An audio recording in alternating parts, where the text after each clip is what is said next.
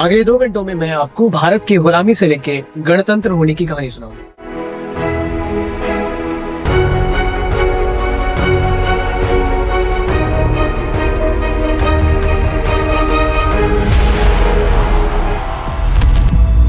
दरअसल battle of Plassey और battle of Buxar के बाद अंग्रेज बंगाल की सत्ता पर काबिज हो चुके थे। फिर बंगाल को लूटने की नीयत से कॉर्नवालिस ने 1793 में जमींदारी सिस्टम इंट्रोड्यूस की, जिसके बारे में हम लोग इस वन शॉट के पहले चैप्टर में पढ़ेंगे। अंग्रेजों का जुल्म बढ़ता चला गया और फिर आता है सन 1857, जिसके बारे में हम लोग दूसरे चैप्टर में पढ़ेंगे। इस 1857 की क्रांति ने अंग्रेजों के पिछले 100 सालों के शासन को हिलाकर रख दिया।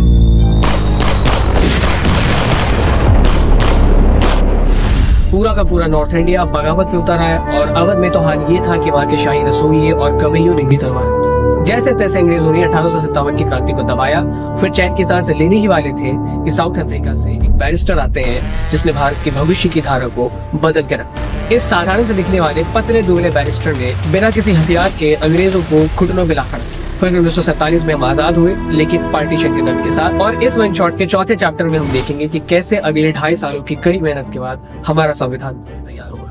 Hello everyone, I'm Sudhanshu and welcome to all of you on the platform of Lead and Humanities। इस वीडियो में हम क्लास 12th हिस्ट्री के तीसरे बुक को खत्म करेंगे, जिसमें मैं पूरी ईमानदारी से एक एक कॉन्सेप्ट को क्लियर करता चलूंगा, जिससे कि अगर आपने कुछ भी नहीं पढ़ा है तो भी आपको चीजें समझ में आ जाए, और अगर आपने सिलेबस खत्म किया हुआ है तो आप इस वीडियो के जरिए अपनी चीजें रिवाइज कर सको। एंड मेक श्योर अगर आपने हमारी बुक 1 और बुक 2 की वीडियो नहीं देखी है तो उसे देख लें, डिस्क्रिप्शन बॉक्स में उसका लिंक है। एंड अब बिना किसी देरी के वीडियो को करते हैं शुरू। चलते हैं लैपटॉप स्क्रीन।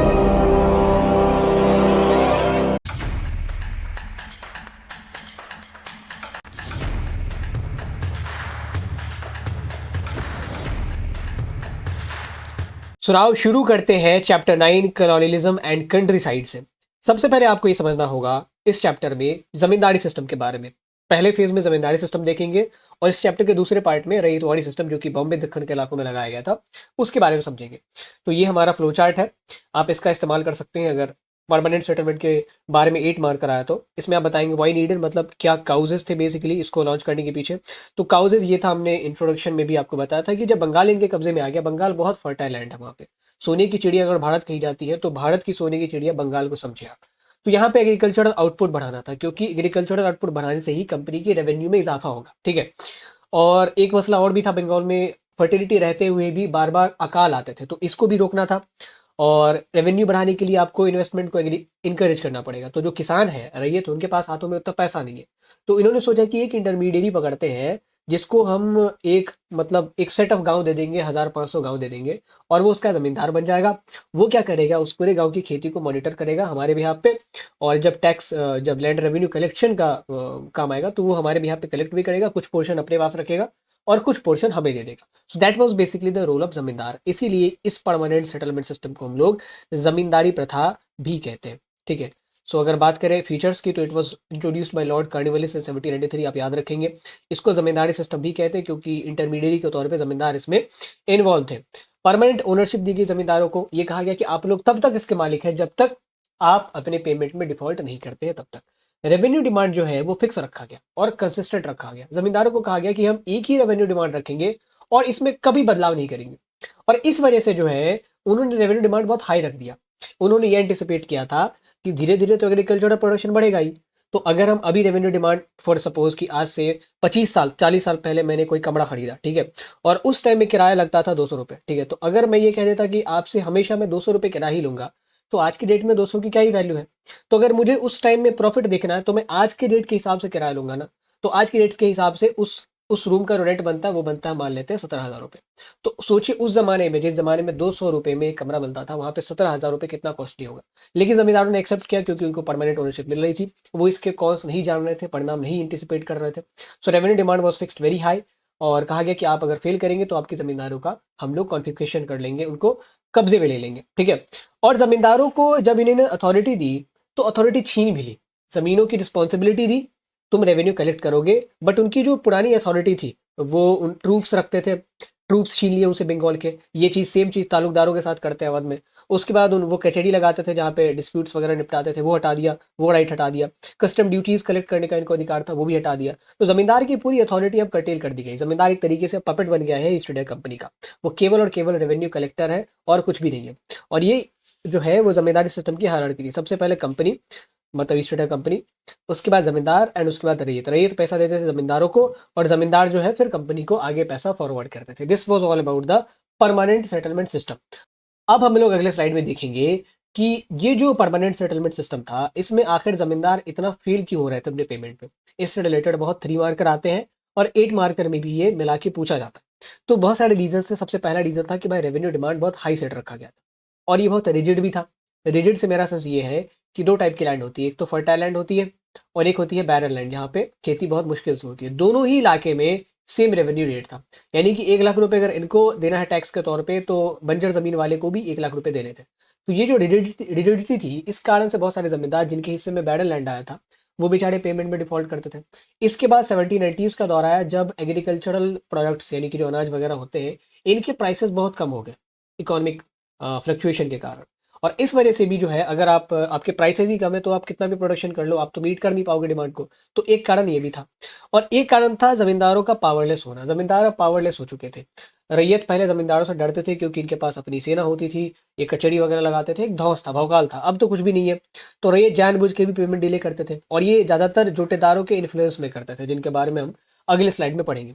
और एक जो सनसेट लॉ है ये भी बहुत बड़ा कारण है जमींदारों के फेलियर का। एक तारीख निर्धारित कर दी जाती थी, स्टिपुलेटेड डेट एक बना दिया जाता था, अगर आपने उस डेट की शाम तक पेमेंट नहीं किया तो आप डिफॉल्टेड माने जाओगे। अगर सुबह में भी करते हो अगले दिन तो भी आप डिफॉल्टर माने जाओगे। सो दीज वेर द रीजंस। इस तरीके से आपको रीजन का अगर सवाल पूछे तो फ्लो चार्ट बना सकते हैं और फ्लो चार्ट बना के फिर हेडिंग्स को अगले स्लाइड से आप एक्सप्लेन करना शुरू कर सकते हैं, अगले पेज से एक्सप्लेन करना। ऐसा नहीं कि फ्लो चार्ट में एक्सप्लेन कर दिया, ठीक है। एक ही जगह पे खिचड़ी नहीं बनानी। ये तो आपको चूंकि मुझे बताना है शॉर्ट नोट्स बना के, इसलिए मैं कर रहा हूँ। एग्जाम में आप प्रॉपर हेडिंग बनाना, उसके बाद हेडिंग के नीचे फिर अलग अलग पॉइंट्स लिखना। तो जमींदार जब फेल कर जाते थे तो हमने काउजेस तो देख लिया, इनके इम्पैक्ट्स क्या पड़ते थे, कॉन्सिक्वेंसेस क्या थे। सबसे पहला उनकी जमींदारियों का ऑक्शन होता था और फिफ्थ रिपोर्ट की अगर बात माने तो बहुत बड़ी बड़ी जमींदारियां नुडे या बिशनपुर वगैरह की नीलामी हो रही थी सरेआम, क्योंकि उनके जमींदार पेमेंट में डिफॉल्ट करते थे। दूसरा कॉन्सिक्वेंस था फिक्टिशियस सेल। कई बार ये जो जमींदार हैं वो जब फेल कर जाते थे अपने पेमेंट पे तो वो अपनी प्रॉपर्टीज अपनी महिलाओं के नाम कर देते थे, मदर के नाम कर दिया, वाइफ के नाम कर दिया। अच्छा, महिलाओं के नाम करने से होता क्या था कि as per the British law अगर कोई भी प्रॉपर्टी महिला के हक में है तो आप उसे छीन नहीं सकते, कॉन्फिस्केट नहीं कर सकते। अगर ये भी नहीं कर पाए तो क्या करते थे, जब जमीनों का ऑक्शन होगा तो अपने सर्वेंट्स के जरिए वो जमीनें खरीदवा ली। सर्वेंट्स के नाम पे जमीन है, असली मालिक वही जमींदार है। तो फिक्टिशियस सेल इसी को कहते हैं कि भाई जमीन जो खरीद रहा है वो उसका बेनिफिशियरी नहीं है, बेनिफिशियरी कोई और है। और एक इम्पैक्ट पड़ा जमींदारों के फेलियर का कि नॉर्थ बंगाल में स्पेशली एक कम्युनिटी थी जोटेदारों की। जोटेदार कुछ अमीर रैयत होते थे, ठीक है। और ये जो है गांव में रहते थे, जमींदार शहरों में रहते थे और जोटेदार गांव में रहते थे। तो गांव के लोगों की जो ज़रूरतें होती थी, कभी कभार पैसे की ज़रूरत पड़ गई, ठीक है, उधार लेना हो गया, तो जमींदार के पास तो जाएंगे नहीं। जमींदार आते भी नहीं थे। आपने चैप्टर 8 में पढ़ा होगा ना कि जमींदार रियरली टिल्ड द लैंड, उनको पता भी नहीं था कि भाई हमारे ये रैयत वगैरह है। तो उन सब की मदद ये जोटेदार भाई साहब कर किया करते थे, जो गाँव का अमीर रैयत होता था, जो ट्रेड में भी इन्वॉल्व रहता था, जो मनी लेंडिंग में इन्वॉल्व रहता था। अब इनकी ख्वाहिशात होती थी कि भाई हम भी जमींदार बने। तो ये गाँव वालों को मोबिलाइज किया करता था, ठीक है, कि तुम जानबूझ के जमींदारों के खिलाफ डिफॉल्ट करो, ठीक है, तुम पैसा मत दो, क्योंकि उसकी ज़मीनों का जब ऑक्शन होगा तो मैं इस पूरे इलाके का ज़मींदार बन जाऊंगा और मैं तो हमेशा तुम्हारी मदद करता ही आया हूँ। तो तुम अपने बीच के आदमी को अपना ज़मींदार बना हुआ पाओगे। तो इस हिसाब से जोटेदारों का जो है उदय होता है, खास करके नॉर्थ बंगाल के रीजन में, because of the influence they had over the village people. तो that was all about the impacts of failure of zamindar. अब देखते हैं कि क्या जमींदार इतने आसानी से अपनी ज़मीनों को छोड़ देते थे। बिल्कुल नहीं छोड़ते थे, उनके अलग अलग तरीके थे रेजिस्टेंस के। सबसे पहला तो वो अपनी ज़मीनों को महिलाओं के नाम पे ट्रांसफ़र कर देते थे, ठीक है, और कंपनी महिलाओं की ज़मीनें कभी कॉन्फिस्केट नहीं कर सकता था। दूसरा, वो ऑक्शन का मैनिपुलेशन करते थे। जमींदार के सर्वेंट जानबूझ के ऑक्शन में जाते थे, पार्टिसिपेट करते थे और मान लेते कि 2 लाख पे उन्होंने ज़मीन खरीद ली, ठीक है, डील डन हो गया। अब 2 लाख रुपए देके ज़मीन लिया और इंस्टॉलमेंट में पैसा देना पड़ता था। तो 50,000 दिया पहले इंस्टॉलमेंट में और दूसरा तीसरा इंस्टॉलमेंट दिया ही नहीं, तो वापस से उस जमीन का ऑक्शन होगा, फिर कोई जमींदार का जो है सर्वेंट जाकर खरीद लेगा और फिर वो 20,000 का इंस्टॉलमेंट देगा, बाकी पैसा नहीं देगा। तो ये कर करके जो कंपनी मजबूर होकर लास्ट में जमींदार को ही कहती थी कि भाई हमारे पास जो बायर आ रहा है ना इतने निकम्मे है कि आप ही इसको खरीद लो, बशर्ते आप जो है टाइम पे आप पैसा दे दिया करना। तो ये manipulation of auction was also were the tool used by जमींदार। उसके बाद फोर्स के थ्रू करते थे। अगर किसी जमींदार की जमीन बिक गई और किसी और ने उसे खरीद लिया तो वो क्या करता था, अपने लठैतों के जरिए, हालांकि उनकी ट्रूप्स हटा दी जाती थी बट फिर भी जो कुछ पेड़ लठैत होते थे आज भी मिलते हैं, तो उनके जरिए जो है वो उस नए जमींदार को थ्रेटन किया करता था। और बाय लॉयल्टी ऑल्सो, क्योंकि एक जमींदार और जो उनके रैयत है, जो उनके गाँव में पॉपुलेशन है, उनके बीच एक मालिक नौकर का संबंध बन जाता था। ठीक है, गार्डियन और एक बच्चे का संबंध बन जाता था, काइंड ऑफ कह सकते हैं, पैट्रॉन एंड द सब्जेक्ट का संबंध। तो इसलिए जो है गांव वाले भी उस नए जमींदार को एक्सेप्ट नहीं करते थे, और ये यहाँ पे इमोशनल गेम खेल के कहता था कि तुम भी एक्सेप्ट मत करो, तुम कहो ब्रिटिश ईस्ट इंडिया कंपनी को कि बहुत खराब है, ये है वो है, तो वापस से जो है हम जमींदार बनेंगे और सारी गलतियां जो पीछे हमने की है वो कभी नहीं दोहराएंगे। ये पूरा नेता वाला जो है आपको सिस्टम देखने को यहाँ पे जमींदारों का मिलेगा, क्योंकि मजबूर है बेचारे, एक तो रेवेन्यू डिमांड बहुत हाई है, ऊपर से कभी जमीनों में गए नहीं है देखने के लिए कौन खेती कर रहा है कौन नहीं कर रहा है, और जो पैसा ये कमा रहे हैं उसको वापस एग्रीकल्चर में लगाते ही नहीं है, उनको हुक्का पीने में, शराब पीने में लगाते हैं, कोठे के नाच देखने में लगाते हैं, तो कहाँ। तो ये हाल था बेसिकली बंगाल का after the permanent settlement system. जिस मकसद से परमानेंट सेटलमेंट सिस्टम लगाया गया वो मकसद हो जाता है चकनाचूर। अब इसको लेके एक कमेटी वैसे जब भी ईस्ट इंडिया कंपनी को पार्लियामेंट ने रेगुलेट करना शुरू किया 1770s के बाद, तभी से ही बराबर कमेटियां बनाई जाती थी और कहा जाता था कि भाई ईस्ट इंडिया कंपनी के अफेयर्स को तुम रेगुलेट करो, पता करो कि ये क्या कर रहे हैं। ठीक है, क्योंकि ऐसे किसी कंपनी के हाथ में हम किसी कंट्री को नहीं दे सकते। तो वो जो कमेटी थी उसने बहुत सारे रिपोर्ट पब्लिश किए थे। उसी सिलसिले में 1813 में 5वीं रिपोर्ट पब्लिश करती है, और उस टाइम इन्होंने प्रॉपर रिसर्च किया था। मतलब उस रिपोर्ट में क्या क्या था वो मैं आपको बताता हूँ। जो पेंडिंग पिटीशन था जमींदार का, क्योंकि जमींदारों की अब कचहरी लगती नहीं है, उनको बेचारे रैयतों से झगड़ा वगड़ा करने के बाद कोर्ट में टहलना पड़ता था। अब ये रुतबा जमींदार का था पुराने ज़माने में कि रैयत कभी कुछ बोल पाते, और आज अंग्रेज़ों ने इनका ये हाल कर दिया था कि रैयत इनके खिलाफ कुछ कुछ बोल देते थे और रैयतों को बेचारे कुछ कर नहीं पा रहा, तो कोर्ट में जाके इनको टहलना पड़ रहा। सो दे सॉ कि भाई बहुत सारी पेंडिंग पिटीशन है जमींदारों की, रैयतों की। स्टैटिस्टिकल रिपोर्ट को सबमिट किया, कलेक्टर्स की रिपोर्ट के बारे में बात की, जुडिशियल एडमिनिस्ट्रेशन के ऊपर खुद अपना नोट लिखा। तो इससे ये जग जाहिर हुआ कि भाई ईस्ट इंडिया कंपनी बंगाल में बहुत ख़राब कर रही है। हालांकि बहुत सारे फिगर्स जो थे हैवीली एग्जैजरेटेड थे, क्योंकि फिफ्थ रिपोर्ट जो कमेटी बनाती है उसके बहुत सारे मेंबर इस बात से इत्तेफाक रखते थे, इस बात को मानने वाले थे कि ये जो ब्रिटिश ईस्ट इंडिया कंपनी को मोनोपोली मिली हुई है इंडिया में ट्रेड करने की, वो खत्म होनी चाहिए, क्योंकि इस मोनोपोली के कारण ही ये इतना आडंबर करते हैं और इतना मट्टी पलित इन्होंने किया है। और बाकी जो यूरोप के व्यापारी हैं, खास करके ब्रिटेन के व्यापारी, उनके लिए भी इंडिया में जगह बनी चाहिए ट्रेड करने को।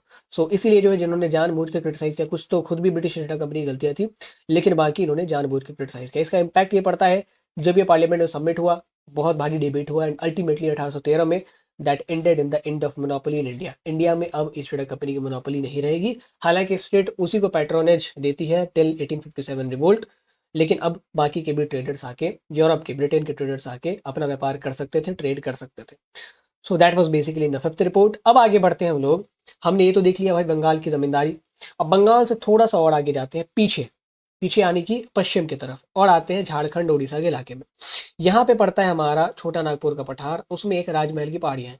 इन राजमहल की पहाड़ियों में दो ट्राइब्स के बारे में अभी हम लोग पढ़ने वाले हैं। एक तो पहाड़ियास, पहाड़ियास ट्राइब का नाम है, और दूसरा संथाल। ठीक है, संथाल और पहाड़ियास। पहले पहाड़ियास के बारे में पढ़ेंगे। पहाड़ियास राजमहल हिल्स में ही रहते थे, जैसा हमें बताया गया है किताब में, और ये फॉरेस्ट पूरा इनका कल्चर था। तो लाइवलीहुड भी इसी तरीके का था, हंटिंग करते थे, शिफ्टिंग कल्टीवेशन करते थे, चारकोल प्रोडक्शन के जरिए खुद ईंधन का कंजम्पशन किया, और बाकी बाजार में भी बेच दिया ट्रेडर्स के थ्रू। फिर सिल्क वॉर्म रीडिंग करते थे, इससे भी कुछ मुनाफा इनको हो जाता था। इनको हो से सिंबलाइज किया गया क्योंकि ये शिफ्टिंग कल्टीवेशन करते थे, तो प्लो तो इसमें इस्तेमाल होता नहीं, कुदाली होता है। एंड हर पहाड़िया कम्युनिटी का एक चीफ होता था, तो they led by chief, multiple chiefs होते थे अलग अलग पहाड़िया कम्युनिटी के। और इनके प्लेन्स के लोगों से क्या रिलेशन थे, ये तो उनकी लाइफ के बारे में आपको पता चल गया। प्लेन्स के लोगों से बेसिकली इनके रिलेशन ठीक नहीं थे, क्योंकि ये प्लेन्स के लोगों को अपने से इन्फीरियर मानते थे, और प्लेन्स के लोग भी इनको अपने से इन्फीरियर मानते थे। तो इन दोनों की टसल हमेशा होती रहती थी। अमूमन पहाड़ियाँ भी जीते थे, क्योंकि बीइंग अ ट्रैवल बहुत फिजिकली स्ट्रॉन्ग थे।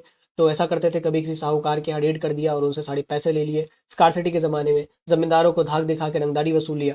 तो ये सब चीज़ें किया करते थे। या ट्रेडर्स जो गुजर रहे राजमहल पहाड़ियों से, उनको कहा कि भाई हमें रंगदारी दिए बिना तुम यहाँ से माल ले नहीं जा सकते। तो ये भी एक इनका रेवेन्यू सोर्स होता था। लेकिन जब ब्रिटिशर्स से इनका पंगा होता है, अब ब्रिटिशर्स तो भाई सबसे बड़े भूत हैं। तो ब्रिटिशर्स से जब इनका पंगा होता है इसलिए क्योंकि ब्रिटिशर्स ने देखा कि आप बहुत मेहनती कम्युनिटी है, ये शिफ्टिंग कल्टीवेशन करके पूरे जंगल के इलाके को खत्म कर रही है, इसको कराते हैं सेटल्ड कल्टीवेशन। ओके, तो ब्रिटिशर्स ने प्रपोजल रखा पहाड़ियाज के सामने कि तुम सेटल्ड एग्रीकल्चर करो, और कब तक ये खाना बदोशों की तरह रहोगे, एक जगह रहो। पहाड़ियाज ने कहा कि हम लोग कुछ भी कर लेंगे, लेकिन अपने ईमान का सौदा नहीं करेंगे, और शिफ्टिंग कल्टीवेशन से सेटल्ड कल्टीवेशन कर भी लेते, लेकिन अब तुमने कह दिया तो नहीं करेंगे। ठीक है, तो ये एटीट्यूड पहाड़ियों का था। 1770 के करीब जब ये नहीं माने तो एक पॉलिसी ऑफ एक्सटर्मिनेशन लॉन्च किया गया ब्रिटिशर्स की तरफ से। घूम घूम के जो ब्रिटिश आर्मी के सैनिक वगैरह थे, राजमहल की तराइयों में घूमते रहते थे, जहाँ कोई पहाड़ियास दिखता था उनको तुरंत हंट कर देते थे। शूट एंड हंट वाली पॉलिसी थी। इस पॉलिसी से काम नहीं बना, पहाड़ियास और ब्रिटिशर्स की टसल होती गई। एक छोटा मोटा गुरिल्ला वॉरफेयर आपको देखने को मिलता है। तो 1780s में एक भागलपुर के कलेक्टर हुआ करते थे ऑगस्टस क्लीवलैंड। उन्होंने कहा कि यार लड़ाई से तो ये समझेंगे नहीं, क्योंकि ये इनका कंफर्ट जोन है, तो इनको टेबल पे लाओ, नेगोशिएशन करो। तो ऑगस्टस क्लीवलैंड ने इस पॉलिसी को लॉन्च किया था। नाम आप याद रखेंगे, एमसीक्यू के पर्सपेक्टिव से बहुत इंपॉर्टेंट है। और ये जो बेसिक फीचर्स है ना, सोर्सेज ऑफ लाइवलीहुड ऑफ पहाड़ियाज, ये 3 मार्केट के लिए बहुत इंपॉर्टेंट है। तो ऑगस्टस क्लीवलैंड ने पहाड़ियाज चीफ को बुलाया और कहा कि तुम लोग सेटल एग्रीकल्चर करो, हम तुम्हें सालाना अलाउंस देंगे और इतना मजा देंगे तुम सोच भी नहीं पाओगे। पहाड़ियाज चीफ मान गए, ज्यादातर नहीं माने, और जो मान गए उनको उनकी कम्युनिटी ने ही नकार दिया। सो that was basically how self respect they had. तो कंक्लूजन ये हुआ कि अल्टीमेटली जब ब्रिटिशर्स से इनका पंगा बढ़ता गया, तो पहले तो ये राजमहल हिल्स के फुटिल्स में रहते थे, उसके बाद ये बचने के लिए, इनको अवॉइड करने के लिए और अंदर ऊपर की तरफ रहने लग गए। So that was all about the life of Paharias. अब क्या होता है, ब्रिटिशर्स ने तो पहाड़िया से बहुत पंगा ले लिया था, ठीक है, लेकिन उन्होंने ये चीज देखी कि भाई लोहे को लोहा ही काट सकता है, और पहाड़िया जैसी ढीठ कम्युनिटी को उन्हीं के जैसा कोई ढीठ ट्राइबल जो है वो शांत कर सकता है। उसी टाइम गनीमत के तौर पे अगर कहें तो बंगाल के इलाके में, छोटा नागपुर के इलाके में संथाल कहीं से उभर के आ जाते हैं। कहा जाता है कि उड़ीसा से आते हैं, कई लोगों ने कहा कि नॉर्थ ईस्ट से आते हैं। ये संथाल बेचारे बड़े मेहनती थे, इनको जमींदारों ने अपने यहाँ रख लिया काम पे। ब्रिटिशर्स ने जब इनको देखा कि भाई ये जो कम्युनिटी है दिन रात मेहनत करती है और जमींदारों का खूब मौज है इनसे, इनको प्रपोजल दिया कि हम तुम्हें एक जमीन बना के देंगे राजमहल हिल्स के तराई में, तुम्हें वहां पे सेटल एग्रीकल्चर करनी है। जो तुम जमींदार क्या करते हो वही तुम्हें हमारे यहाँ करनी है, और ये तुम्हारी जमीन होगी, मेरी भी नहीं, जमींदार की भी नहीं, तुम्हारी। तो बनाया गया दामिने कोह। दामिन मतलब तराई और कोह मतलब पहाड़, गुफा वगैरह। तो दामिने कोह बनाया गया। 1832 में इसको डिमार्केट किया गया, और ये इसलिए डिमार्केट किया गया क्योंकि अब संथालों को जब हमने फुटेज का इलाका दे दिया है, तो कहा कि भाई इस इलाके में जो भी पहाड़ियाज है उनको मारो, भगा दो। तो अब संथाल और पहाड़ियाज की लड़ाई शुरू हो गई। ब्रिटिशर्स पीछे उठ गए, मैच दिखने लगे, और ये दोनों आपस में लड़ने लगे। संथालों के पास ब्रिटिशर्स का सपोर्ट था, जमींदारों का सपोर्ट था, और बेचारे थोड़े से ज्यादा पावरफुल भी थे क्योंकि खाना पीना खाते थे अच्छे से। पहाड़ियाज को तो गुर्बत में छोड़ दिया था इन लोगों ने ऊपर की तरफ। So ultimately Paharias got tired and उन्होंने जो है वो एकांतवास अपना लिया, और कहते हैं कि अब हमें ना तो संथालों से कोई मतलब है, ना ही ब्रिटिशर से कोई मतलब है। संथालों की जो जिंदगी थी वो बहुत अच्छी चल रही थी। दामिने को इन्हें बहुत बड़ा इलाका मिल गया था, धीरे धीरे संथालों की पॉपुलेशन बढ़ने लग गई, ठीक है, थोड़ा बहुत जो खुशहाली भी आती है। लेकिन इसके साथ ही आता है दुखों का सौगात। वो क्या था, संथाल को जब अब देखा कि भाई ये बहुत मेहनती कम्युनिटी है, ठीक है, तो ब्रिटिशर्स ने सोचा कि यार इनके ना टैक्स रेट बढ़ाते हैं, पैसा ज़्यादा आएगा, तो टैक्स रेट बढ़ा दिएगा। अब टैक्स रेट अगर ये मीट नहीं कर पाते हैं, जितना कर इन्हें देना है, अगर इनके पास पैसा नहीं है, तो ये जाते थे मनी लेंडर्स के पास। ये जो मनी लेंडर्स हैं ये बड़े चालू थे। इन्होंने ये इनको औने पौने दाम पे, इंटरेस्ट पे जो है वो ब्याज पे पैसे दिया करते थे, और ये पढ़े लिखे तो है नहीं, समझ नहीं पाते थे। तो इधर अंग्रेज भी लूट रहे हैं, मनी लेंडर भी लूट रहे हैं, और इनकी ज़मीनें, चूंकि उस टाइम उतना डिमार्केशन तो हुआ नहीं था, मतलब 12 वगैरह, तो इनकी ज़मीनों पे ज़मींदारों की भी नज़र थी, वो भी इनको छेके जा रहे थे। तो एक तरफ से कहे संथाल को जिन जिन का सपोर्ट मिला था पहाड़ियाज के साथ लड़ाई में, अब वही उन्हें एक्सप्लॉइट कर रहे थे, और इन्हीं मनी लेंडर्स को उन्होंने दीकू कहा है, शहरी जो लोग हैं ये। तो अल्टीमेटली संथालों ने 30 जून 1855 को एक रेबेलियन की शुरुआत कर दी। 10,000 संथालों ने लड़ाई लड़ी सिद्धू और कानू मुर्मू के साथ, उनके नेतृत्व में, और जो है बहादुरी से शहीद हुए। अंग्रेज से जीता तो जा नहीं सकता था क्योंकि उनके पास रिसोर्सेज बहुत है। तो 1856 में अल्टीमेटली ये जो संथाल रेबेलियन है वो खत्म होता है, संथाल परगना बनाया गया, ठीक है। लेकिन संथालों को बहुत पनिश किया गया, बहुत बेदर्दी से पनिश किया गया सजा के तौर पे। जैसा कि आप देखेंगे 1857 की क्रांति में जब इनको कंट्रोल में लाते हैं ये पूरे सब कॉन्टिनेंट को, उसके बाद पकड़ पकड़ के रेबल्स को, जो है हमारे फ्रीडम फाइटर्स को, उन्होंने पनिश करना शुरू किया, तोप के आगे बनवा के उड़ा देते थे। तो that was the story of Santhal rebellion. अब आगे बढ़ते हैं, बुकैनन साहब के बारे में थोड़ा सा जान लेते हैं क्योंकि इनके अकाउंट्स बहुत इंपॉर्टेंट है। तो बुकैनन साहब बेसिकली थे कौन, नाम पूरा इनका फ्रांसिस बुकैनन। ये सर्जन थे वेलेज़ली के, रिचर्ड वेलेज़ली के। इसके अलावा जोग्राफर भी थे, हिस्टोरियन भी थे, सर्वेयर भी थे। उस जमाने में पॉलीमैथ बहुत हुआ करते थे। पॉलीमैथ मतलब ऐसे लोग जिनको मल्टीपल फील्ड की नॉलेज है, और चूंकि इतने फील्ड की नॉलेज थी तो ईस्ट इंडिया कंपनी के रिसर्च कैंपेन में भी ये जाया करते थे। एग्रीकल्चर के ऊपर लिखा है, माइनिंग के ऊपर लिखा है, ज्योग्राफी के ऊपर लिखा है, रेवेन्यू के ऊपर लिखा है, और बहुत सारी चीज़ें का ब्यौरा दिया है। लेकिन यहाँ पे ये बात आती है कि क्या इनके सोर्स रिलायबल है।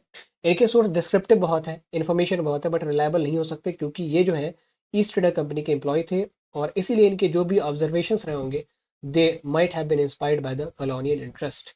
तो यहाँ तक हमारी कहानी रही बंगाल और छोटा नागपुर के पठार की। अब थोड़ा सा और नीचे आते हैं, दक्कन के इलाके में पहुँचते हैं। दक्खन के इलाके में रिवोल्ट हुआ 1875 को। जैसे संथालों ने रेबेलियन किया, ऐसे दक्खन के भी किसानों ने रेबेलियन किया। पैटर्न वही था जो आप देखेंगे 1857 की क्रांति के दौरान, कि सबसे पहले सुपा विलेज से जो है ये रिवोल्ट की शुरुआत होती है।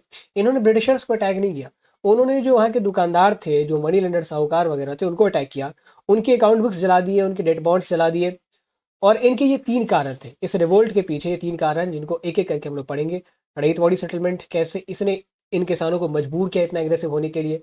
फिर डेट साइकिल के बारे में पढ़ेंगे, जिसमें फँस के जो है ये लगभग अपनी जान गँवा देते थे। और फिर कॉटन बूम, एक मिराज रेगिस्तान का, दिखता था कि पानी है बट जाके लगता था कि पानी नहीं है और प्यास बढ़ती जाती थी। तो ये कॉटन बूम एक मिराज की तरह आया, जिसने इनको प्यास से गला के सुखा के मार दिया। तीनों चीज़ों को देखेंगे। सबसे पहले रईतवाड़ी सेटलमेंट को देखेंगे। रईतवाड़ी सेटलमेंट लाया जाता है बॉम्बे डेक्कन में 1820s के आसपास। लाने का कारण ये था, जब यहाँ इंडियन सब कॉन्टिनेंट में ईस्ट इंडिया कंपनी उस ज़माने में हुकूमत कर रही थी मेजॉरिटी ऑफ पोर्शन पे। तो उन्होंने बंगाल में जब ये देखा कि भाई ज़मींदारी सेटलमेंट में जब हमने इंटरमीडिएट को इंट्रोड्यूस किया है, तो यार बहुत दिक्कत हुई है और ये बहुत बड़ा फ्लॉप रहा है। और बिना किसी लैंड सेटलमेंट सिस्टम के लैंड रेवेन्यू ज़्यादा पाना भी मुश्किल है, एग्रीकल्चरल आउटपुट बढ़वाना भी मुश्किल है। तो हमें एक ऐसा सिस्टम इजाद करना पड़ेगा जिसमें परमानेंट सेटलमेंट वाली गलतियाँ ना हो। और उसी टाइम पे डेविड रिकार्डो करके एक इकोनॉमिस्ट थे, जिनको ब्रिटेन में बहुत पढ़ा जाता था। रिकार्डो ने कहा था इसी परमानेंट सेटलमेंट सिस्टम के रेफरेंस में, कि कभी भी सरकार को अपने लैंड ओनर को इतना अधिकार नहीं देना चाहिए कि भाई उसके पास एवरेज रेंट के बियॉन्ड भी बच रहा है। फॉर एग्जांपल, इस इलाके का एवरेज रेंट है 12,000, मान लेते हैं, उस ज़माने में 12,000 बहुत बड़ी रकम होती थी। 12,000 मान लेते हैं इस इलाके का एवरेज रेंट है, तो अगर आप 12,000 या 13,000 देंगे, उससे थोड़ा ही ज़्यादा, तब तक तो आपका लैंड ओनर ठीक है, ज़मींदार ठीक है। बट आप अगर बहुत ज़्यादा दे रहे हैं, 24-25,000 इनको दे रहे हैं, तो इनकी पॉकेट में बच जाता है 12-13,000।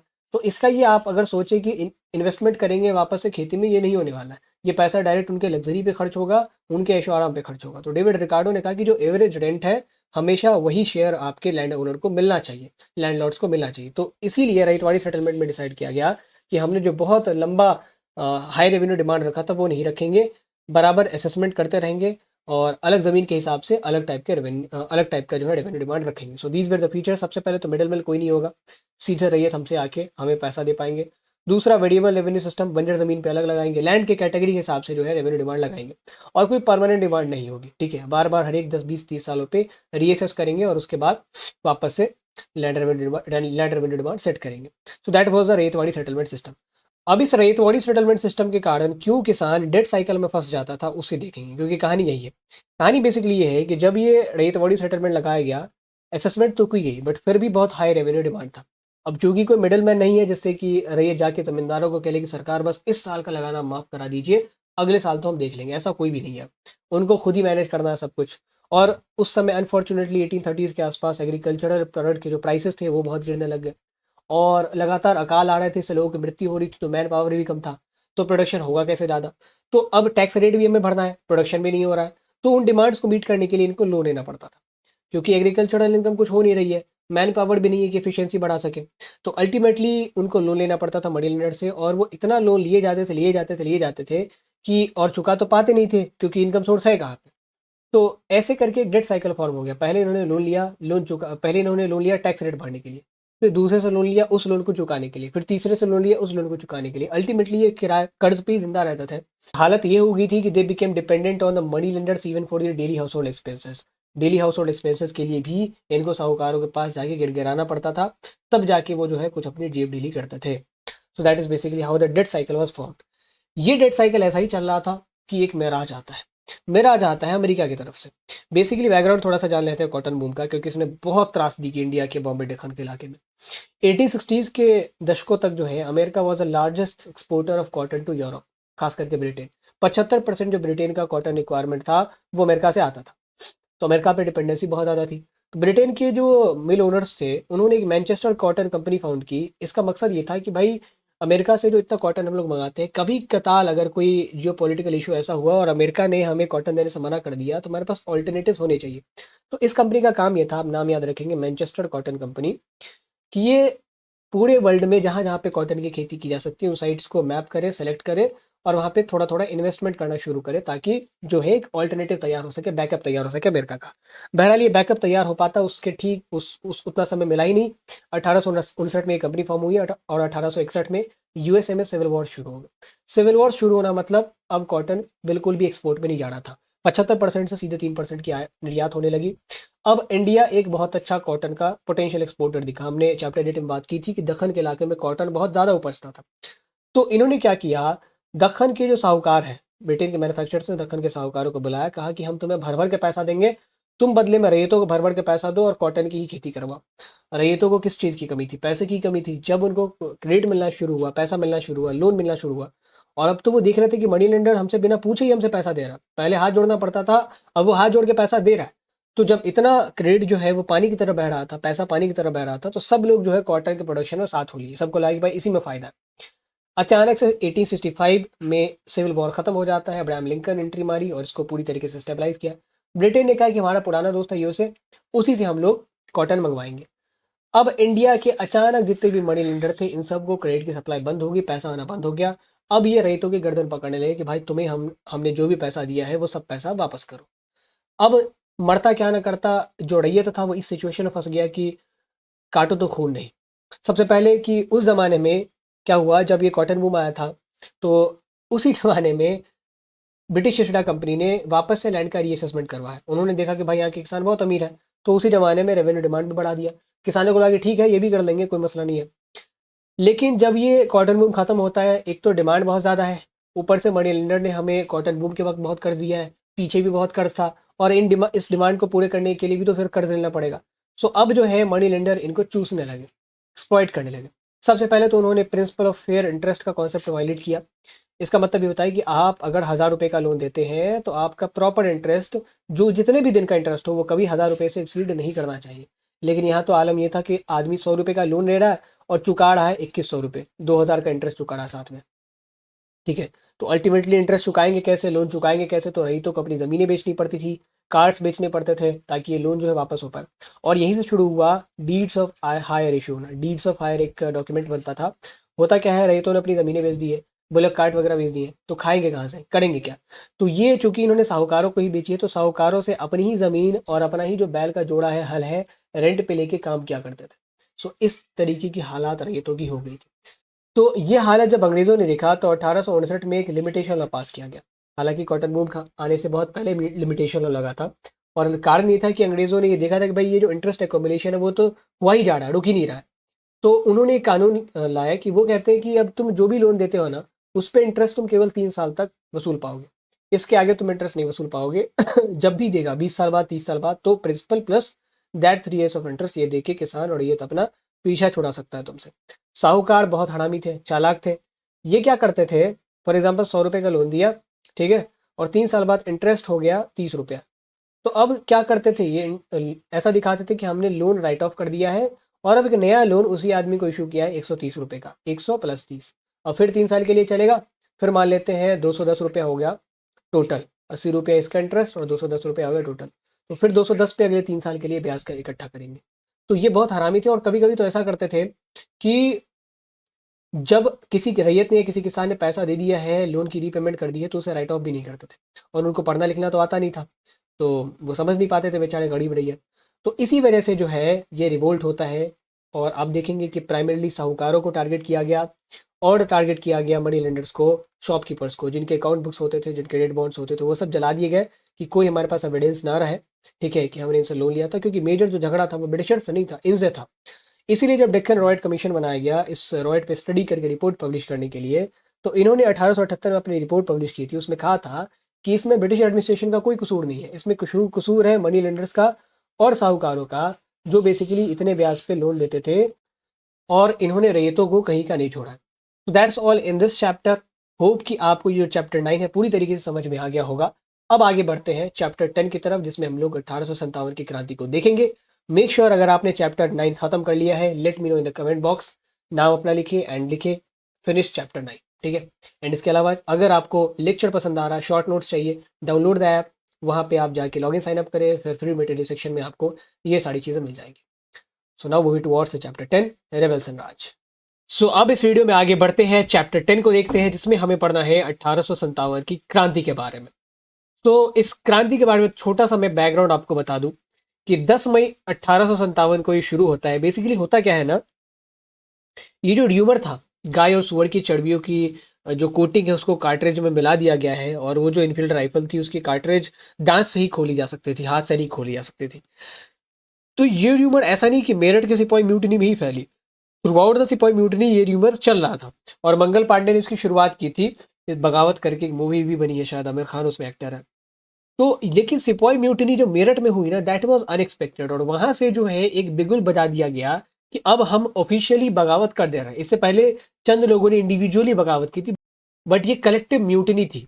और पहले ये म्यूटिनी बनी, फिर धीरे धीरे जो है ये रेबेलियन में तब्दील हो गई। म्यूटिनी मतलब जब कोई ग्रुप किसी ऑर्डर को मानने से मना करता है, तो ग्रुप मतलब यहाँ सोल्जर्स का, और ऑर्डर क्या है, तो इनफील्ड राइफल यूज करना है। और ये जब धीरे धीरे बहादुर जफर इसमें जुड़े, रानी लक्ष्मीबाई जुड़ी, और जितने भी लोकल लीडर्स, रीजनल लीडर्स है वो जुड़े, और खास करके जब अवध की सिविलियंस जुड़ गई ना, तो ये रेबेलियन बन गया। रेबेलियन क्या होता है, किसी एक सत्ता के खिलाफ संघर्ष। तो इस पूरे चैप्टर में हम लोग ये देखेंगे, पहले ये म्यूटनी से कैसे रेबेलियन बना, और फिर रेबेलियन में कितना मास पार्टिसिपेशन होता है, अवध की चीजें देखेंगे, बहुत सारी चीजें देखेंगे। So we are going to start with the revolt of 1857 का इंट्रो।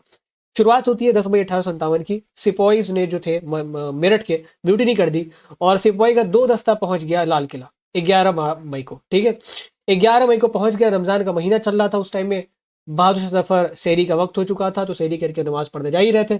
ये पहुंच जाते हैं डायरेक्ट उनके रूम में। एक दस्ता तो थोड़ा सा अदब से गया, एक दस्ता सीधे दरबार में पहुंच गया कि सरकार हमें आपकी जो है वो जरूरत है अभी। तो क्या जरूरत है, तो हमने ये कर दिया है और अभी आपको हमारा साथ देना पड़ेगा। बहादुर शाह जफर ये जानते थे कि अब कोई चारा तो है नहीं, अंग्रेज वैसे भी जो है वो परेशान करके छोड़े हुए हैं, और उन्होंने कह भी दिया था कि आपके जाने के बाद कोई भी जो है मुगल एम्पायर नहीं कहलाएगा, क्राउन प्रिंस ही कहलाएंगे। Bahadur Shah Zafar being a patriot, उन्होंने जो है हामी भर दी, एंड ये म्यूटनी उसके बाद ही रेबेलियन की शक्ल लेना शुरू हो जाता है। इसमें होता क्या था, ब्रिटिश सोल्जर्स को अटैक किया जाता था, जितने भी गोरे थे उनको अटैक किया जाता था। बड़े जो रिच लैंड होल्डर्स होते थे, मनी लेंडर्स जिन्होंने परेशान किया होता था लोगों को, उनको भी ये लोग अटैक करते थे। गवर्नमेंट की बिल्डिंग्स डिस्ट्रॉय कर दी, टेलीग्राफ लाइन कट कर दिया। और ये चीज़ें ना सिमिलर थी, यही चीज़ें दिल्ली में हो रही थी, यही चीज़ें लखनऊ में हो रही थी जब वहाँ पे रिवोल्ट पहुंचा, यही चीज़ें बंगाल में हो रही थी। तो एक सवाल ये उठता है कि ये आखिर हमें सिमिलैरिटी क्यों देखने को मिलती है इस पूरे पैटर्न में। तो सिमिलैरिटी भाई साहब इसलिए देखने को मिलती है क्योंकि ये सारी चीज़ें कम्युनिकेट करके की जाती थी। स्पेनाज के जरिए, स्पाइस के जरिए कम्युनिकेशन होता था, फिर कलेक्टिव पंचायत हेल्ड किए जाते थे, वहां से लोग डिसाइड करते थे, सिपॉइज वगैरह खास करके, क्योंकि लीडर तो वही थे, नॉमिनल लीडर वगैरह जो जो लीड कर रहा है वो, but makers of this rebellion were the sepoys only. ठीक है, तो डिसीजंस वेर टेकन कलेक्टिवली, और उस हिसाब से जो कम्युनिकेशन होता था। और एक और चीज आपको यहाँ पे जानना जरूरी है, that is rumours and prophecies. क्या रोल इनका रहा। एक र्यूमर नहीं था, बहुत सारी र्यूमर फैले। एक तो भाई जो सिपॉय कम्युनिटी में बहुत ज़्यादा पॉपुलर थी कि बुलेट जो हमारे पास जो कार्ट्रिज जिसमें कि बुलेट भर जाता है, उसकी जो कोटिंग है, मतलब जो चिपकाने वाला ग्लू होता है, एडहेसिव होता है, उसको बनाया गया है काऊ और सुअर के फैट के जरिए। तो ये मुसलमानों के लिए भी अनएक्सेप्टेबल था और हिंदुओं के लिए भी अनएक्सेप्टेबल है।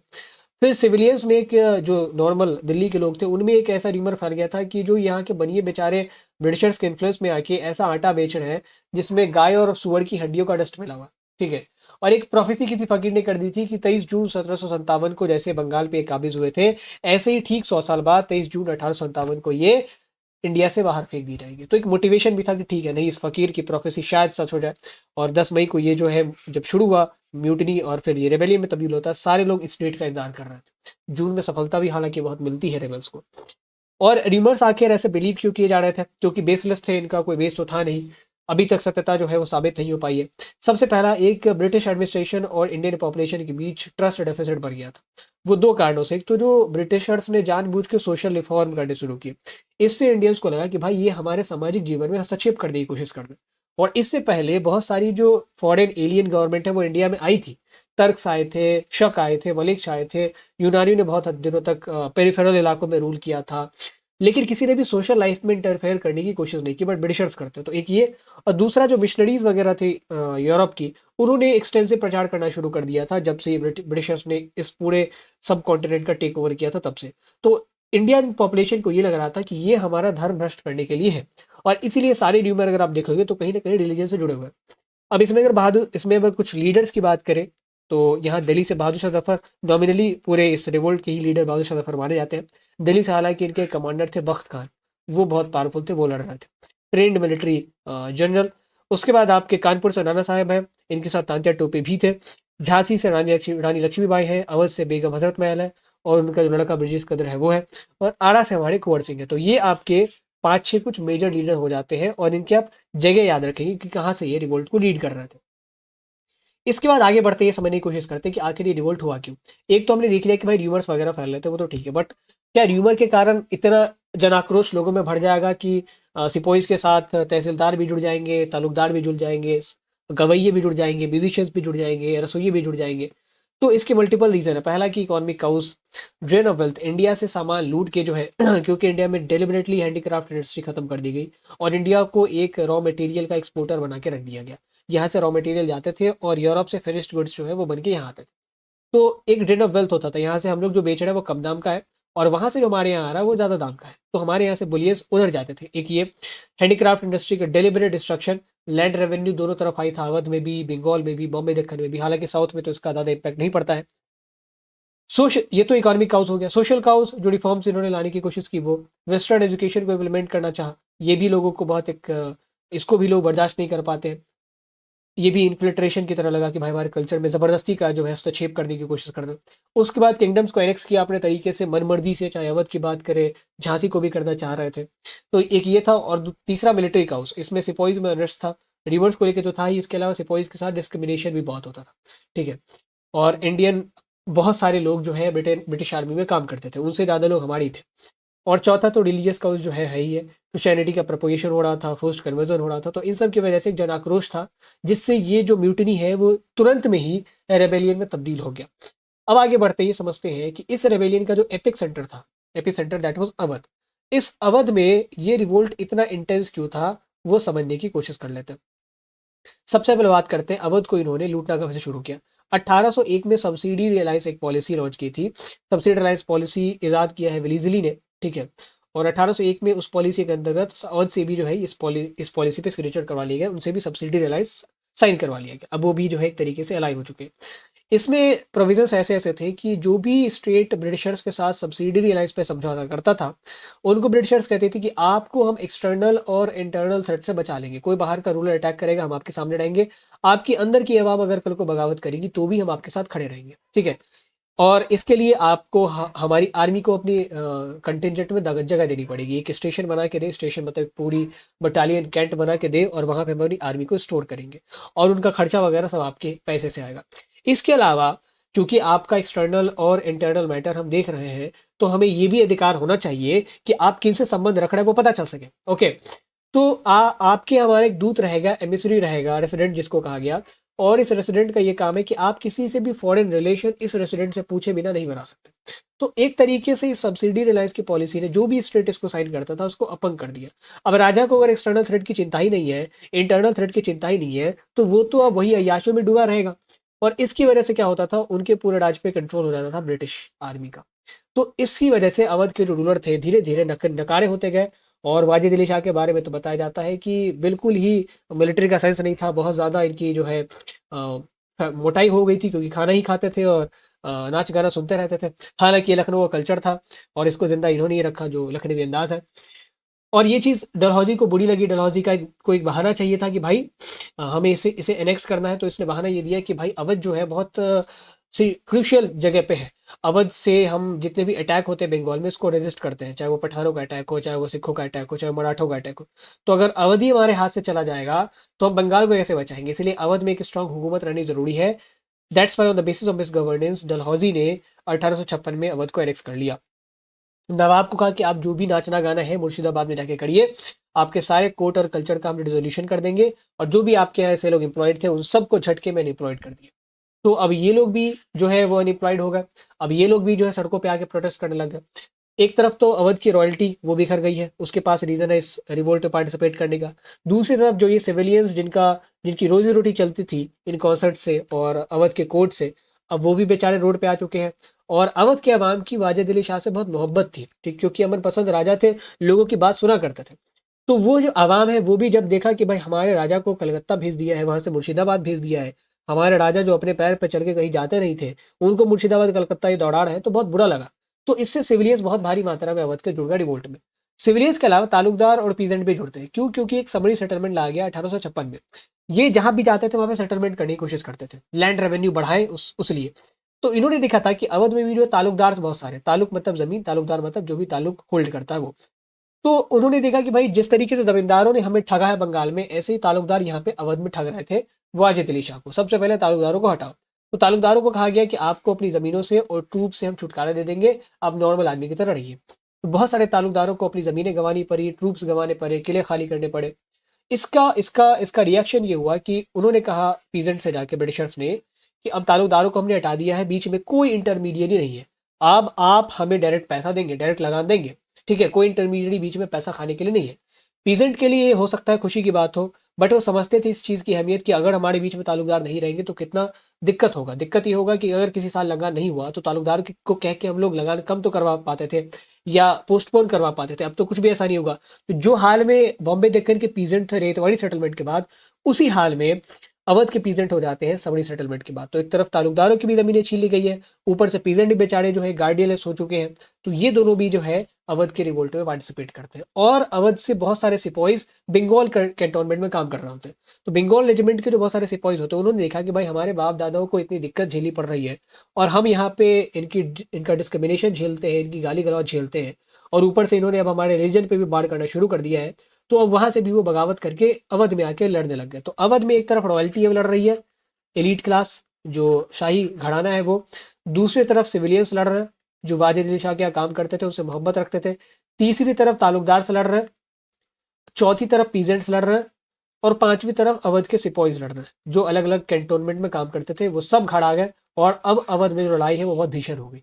अब इन सब का अपना अपना लीडर है और सारे लोगों का मकसद एक ही है कि भाई ब्रिटिशर्स को कैसे भी करके इस देश से हटाना है। सो that was basically the rebels of Awadh. अब रेबल्स का ओवरऑल विजन क्या था वो थोड़ा सा देख लेते हैं। सबसे पहले तो ये यूनिटी इंश्योर करना चाहते थे। ये समझते थे कि अगर हमारे अंदर यूनिटी रहेगी तो ब्रिटिशर्स कभी हिला नहीं पाएंगे। तो इन्होंने प्रोक्लेमेशंस जारी करने शुरू किए, इश्तिहार छापने शुरू किए।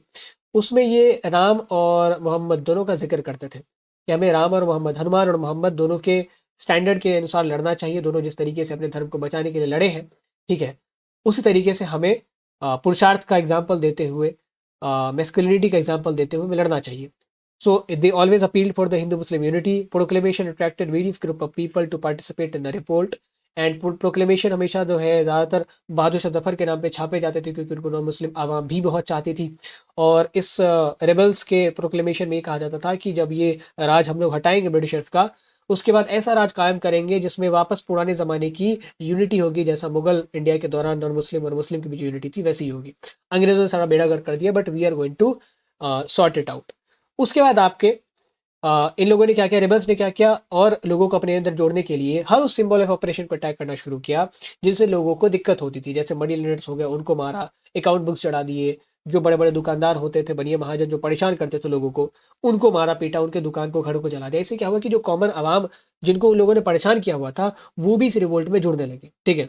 And they also for some time being, उन्होंने अवध में एक ऑल्टरनेटिव पावर भी बनाने की कोशिश की। अवध तो बहुत दिनों तक रेबल्स के कब्जे में रहा था।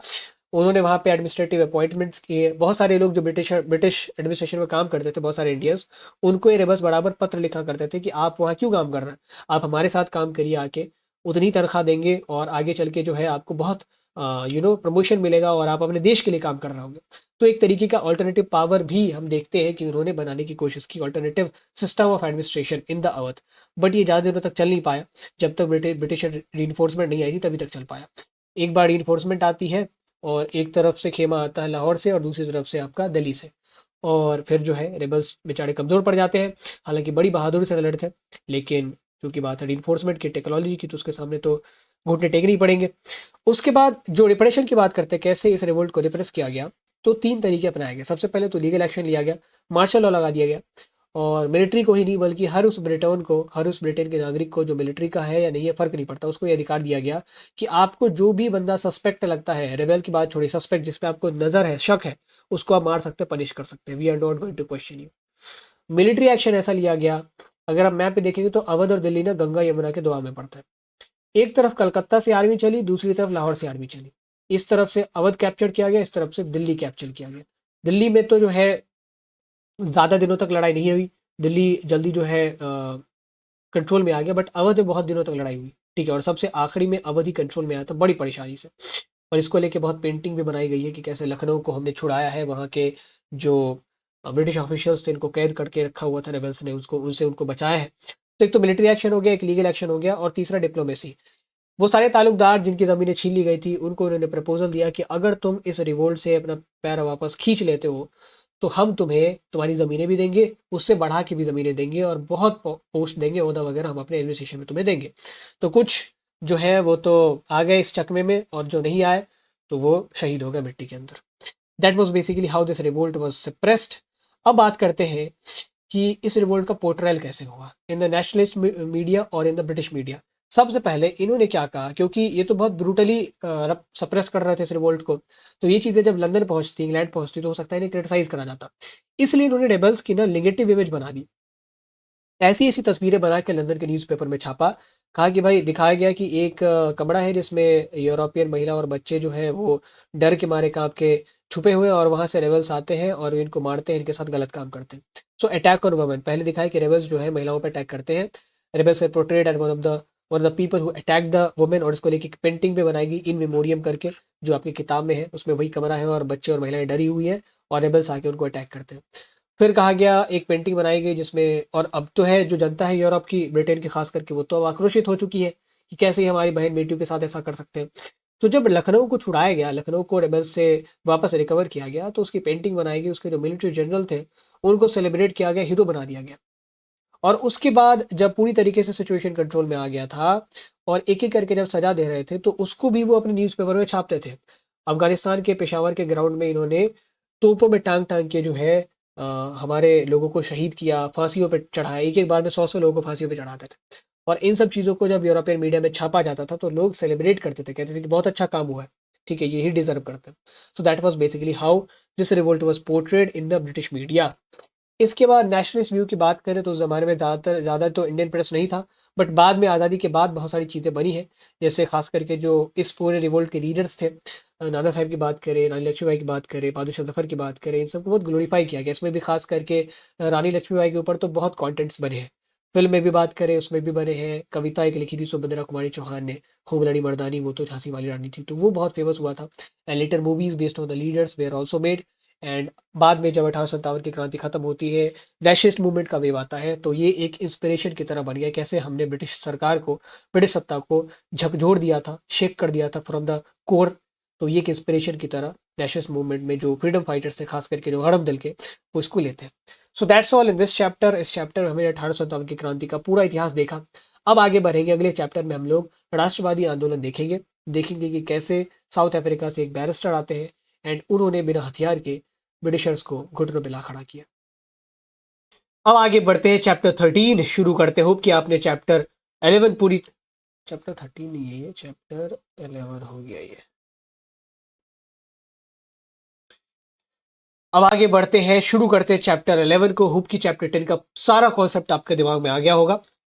इस चैप्टर में हमें पढ़ना है गांधी जी के बारे में, वो जो बैरिस्टर साउथ अफ्रीका से आते हैं और जिन्होंने भारत के भविष्य की धारा बदली है, वो और कोई नहीं, गांधी जी है। So we are going to study about him in this chapter. सबसे पहले देखेंगे कि गांधी जी, जो गांधी जी बनते हैं, वो प्रोसेस क्या था, द मेकिंग ऑफ महात्मा। तो जब तक ये साउथ अफ्रीका नहीं गए थे ना, तब तक बहुत ऑर्डिनरी लाइफ थी। साउथ अफ्रीका जाते हैं, और साउथ अफ्रीका भी गए, वो एक कोइंसिडेंस था, बैरिस्ट्री करके लंदन से आके यहाँ पे काम कर रहे थे, काम की तलाश में थे एक्चुअली। फिर यहाँ से साउथ अफ्रीका में किसी एक को ज़रूरत पड़ी कि भाई कोई अटॉर्नी रहे, हमारा केस वेस लड़ ले, तो वो अपने खर्चे पे इनको साउथ अफ्रीका ले जाता है।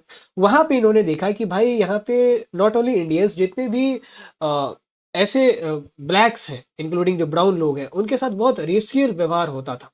तो फॉर दैट रीज़न, और इनको भी खुद एक कहानी है कि ये फर्स्ट क्लास में ट्रैवल कर रहे थे, तो इनको सामान सहित जो है गाड़ी से फेंक दिया रहा था, चलती गाड़ी से, कि तुम लोग जो है फर्स्ट क्लास के टिकट होने के बावजूद you can not travel in the first class. इस लेवल का रेशियल डिस्क्रिमिनेशन वहाँ पे उस टाइम में था। तो पहला सत्याग्रह का इम्प्लीमेंटेशन उन्होंने साउथ अफ्रीका में ही किया था, एंड रिलीजियस हार्मनी को प्रीच किया। एंड वहाँ पे इनको ये चीज़ समझ आ गई कि हमें हर उस जगह पे कामयाबी मिलेगी जहाँ पे लोग यूनिटी से लड़ेंगे। और पूरे राष्ट्रवादी आंदोलन में आप देखेंगे कि इन्होंने कभी यूनिटी से कॉम्प्रोमाइज़ नहीं किया।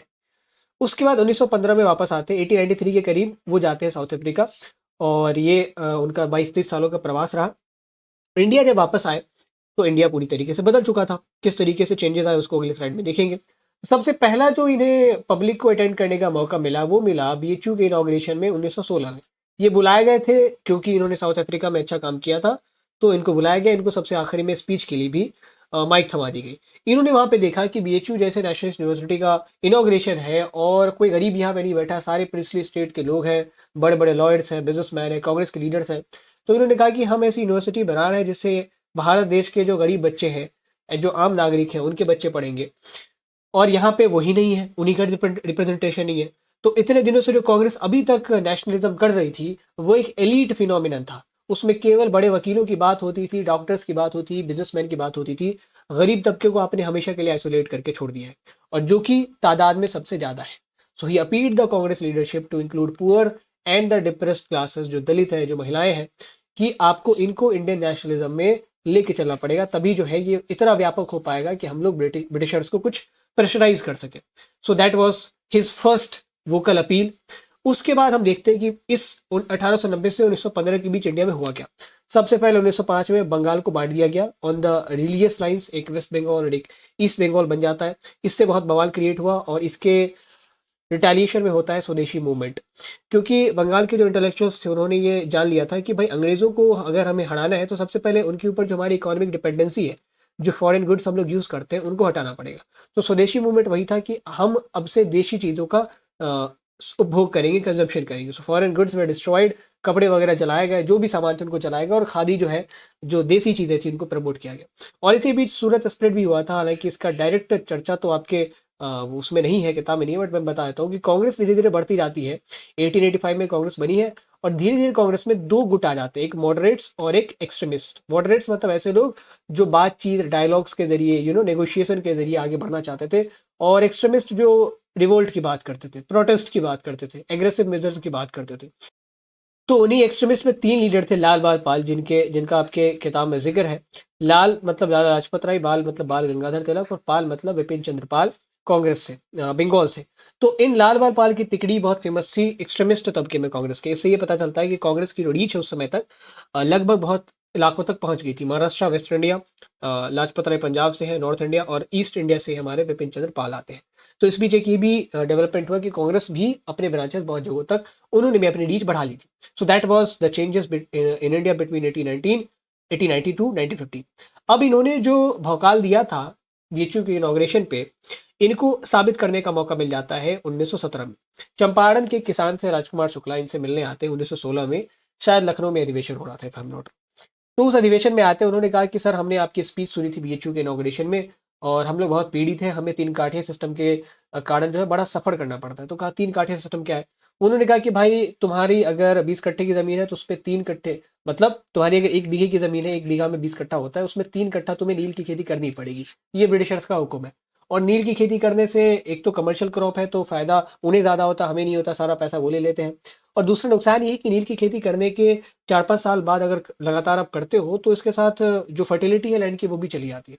तो इससे हमें बहुत परेशानी हो रही है। तो सबसे पहले चंपारण जाके इस चीज के लिए सत्याग्रह करते हैं और इस 3 काठिया सिस्टम पे स्टॉप लगवाया। उसके बाद ठीक 1 साल बाद मौका इनको मिल गया खेड़ा में। खेड़ा में भी फार्मर्स वगैरह जो टैक्सेशन को लेके परेशान थे।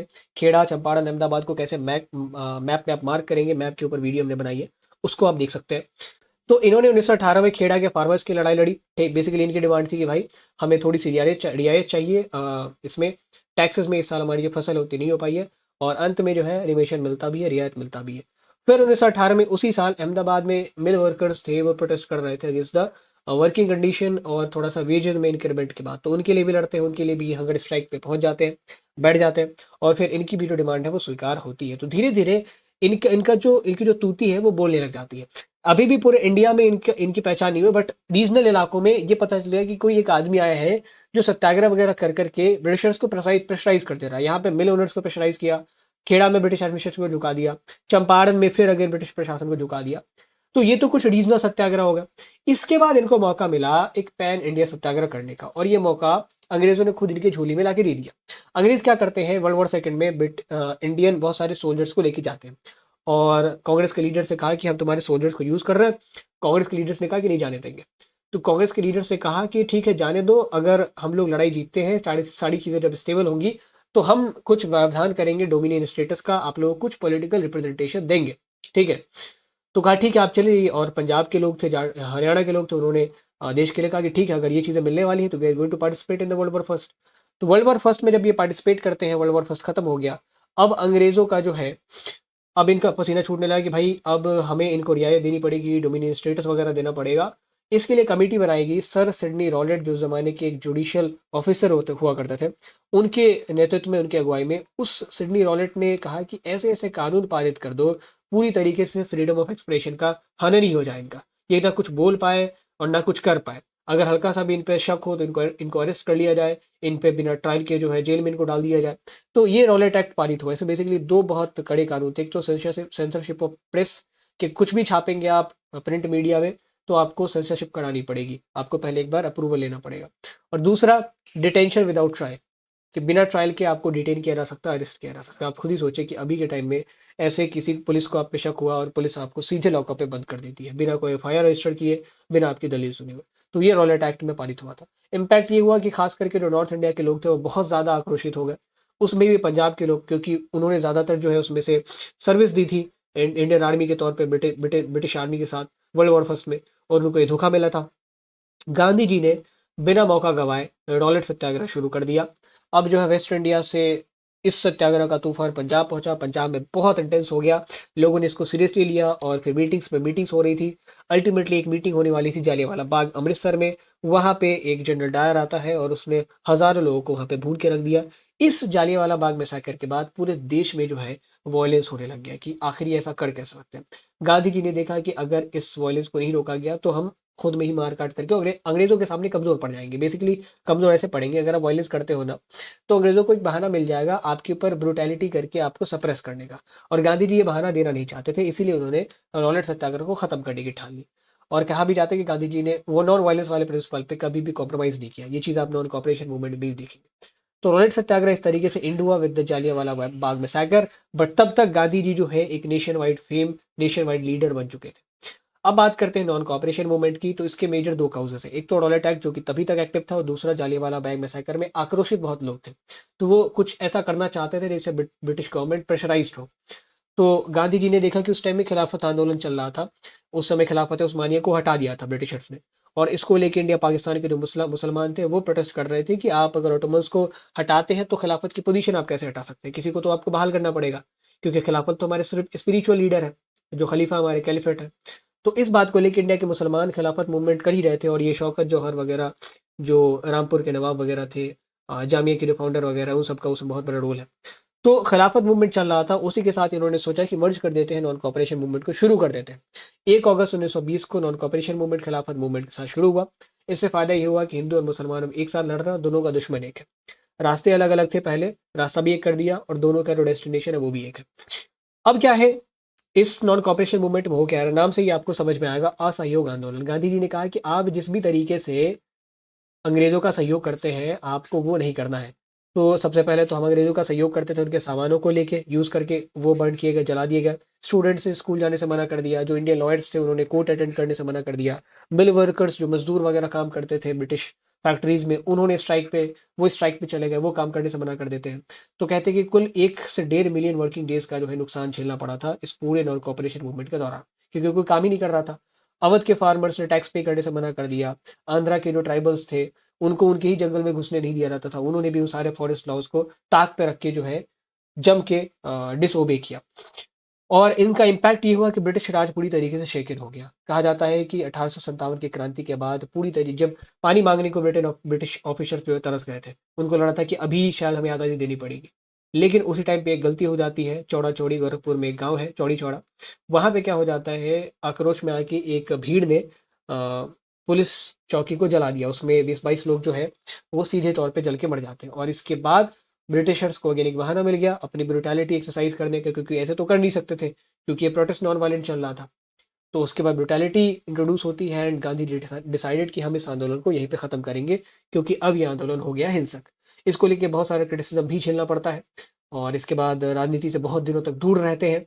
और इसी के बाद आप देखेंगे तो जो एग्रेसिव ऑर्गेनाइजेशन है, चाहे वो भारत रिपब्लिक एसोसिएशन हो, काकोरी कांड हो, ये सब ज़्यादातर आपको इसके बाद ही देखने को मिलेंगे, क्योंकि अब लोगों ने देखा था कि भाई असहयोग आंदोलन अगर थोड़ा दिन और चलता तो हम लोग अच्छी खासी डिमांड अपनी मनवा सकते थे, बट नहीं चल पाया अनफॉर्चुनेटली।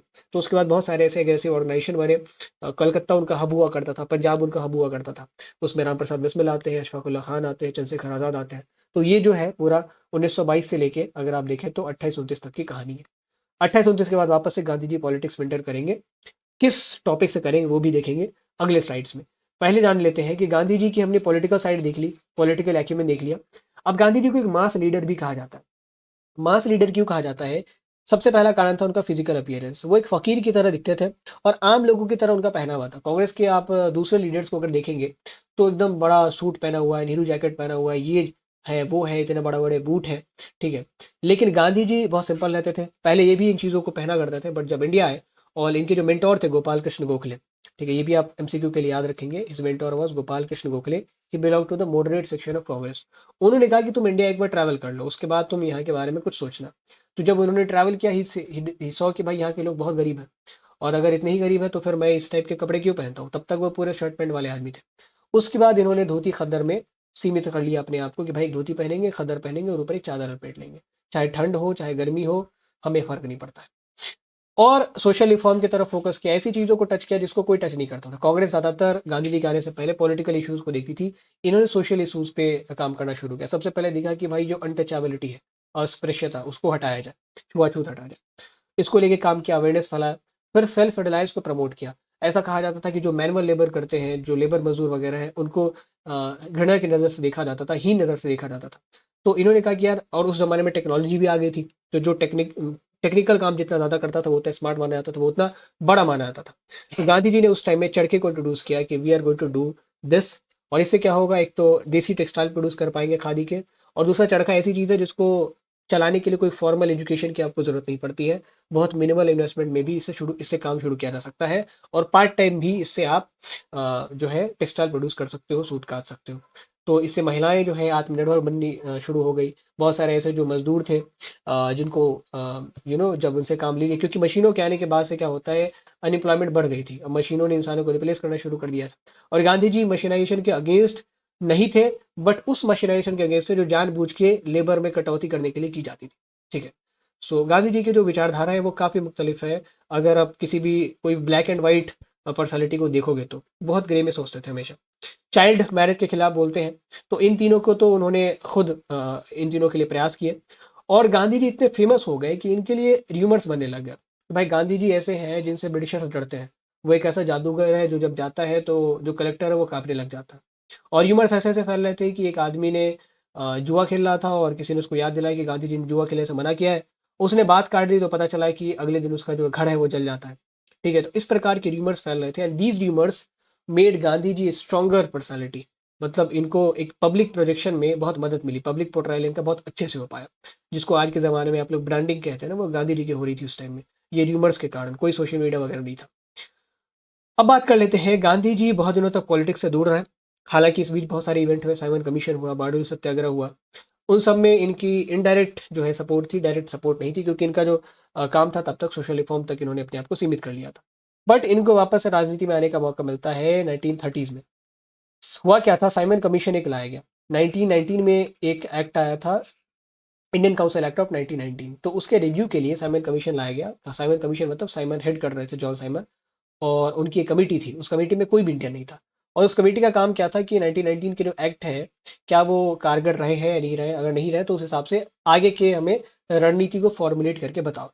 कांग्रेस की डिमांड ये थी कि भाई जब आप हमारे लिए रणनीति बना रहे हैं तो हमारा नुमाइंदा तो होना चाहिए उसमें। इसमें केवल ब्रिटिशर्स है जो यहाँ पे काम किए भी नहीं है। साइमन बेचारा बाहर से आया है और वो आपकी ग्राउंड रिपोर्टिंग देख के उस हिसाब से जो पॉलिसी फॉर्मुलेट करके देगा। इससे अच्छा हमें ले लो कमेटी में, कम से कम एक मेंबर मुस्लिम लीग का ले लो, एक मेंबर हमसे ले लो, एक मेंबर कम्युनिस्ट पार्टी का ले लो, एक अम्बेडकर साहब आ जाएंगे डिप्रेस क्लासेस के। तो इस हिसाब से 4-5 लोग मिलके जो है, लेकिन ये बात नहीं मानेगी और फिर जो है साइमन कमीशन का अपोजिशन होता है और अल्टीमेटली इनको जाना पड़ता है। एक कारण तो ये है। दूसरा, अनफेयर टैक्सेशन ऑफ सॉल्ट। ये कहानी बहुत ज़्यादा दर्दनाक है। ब्रिटिशर्स ने देखा कि सॉल्ट जो है ना, बहुत ज़्यादा इंडिया में प्रोड्यूस हो सकता है, तो सॉल्ट पे इन्होंने मोनोपोली ली कि यदि हमारे सॉल्ट आप नहीं खरीदते हो, एक तो इनके जो सॉल्ट थे वो बहुत महंगे होते थे, क्योंकि इन पे टैक्स बहुत लगाते थे और इनको पता था कि सॉल्ट तो खरीदना ही पड़ेगा, हर हाउस होल्ड की डिमांड होती है।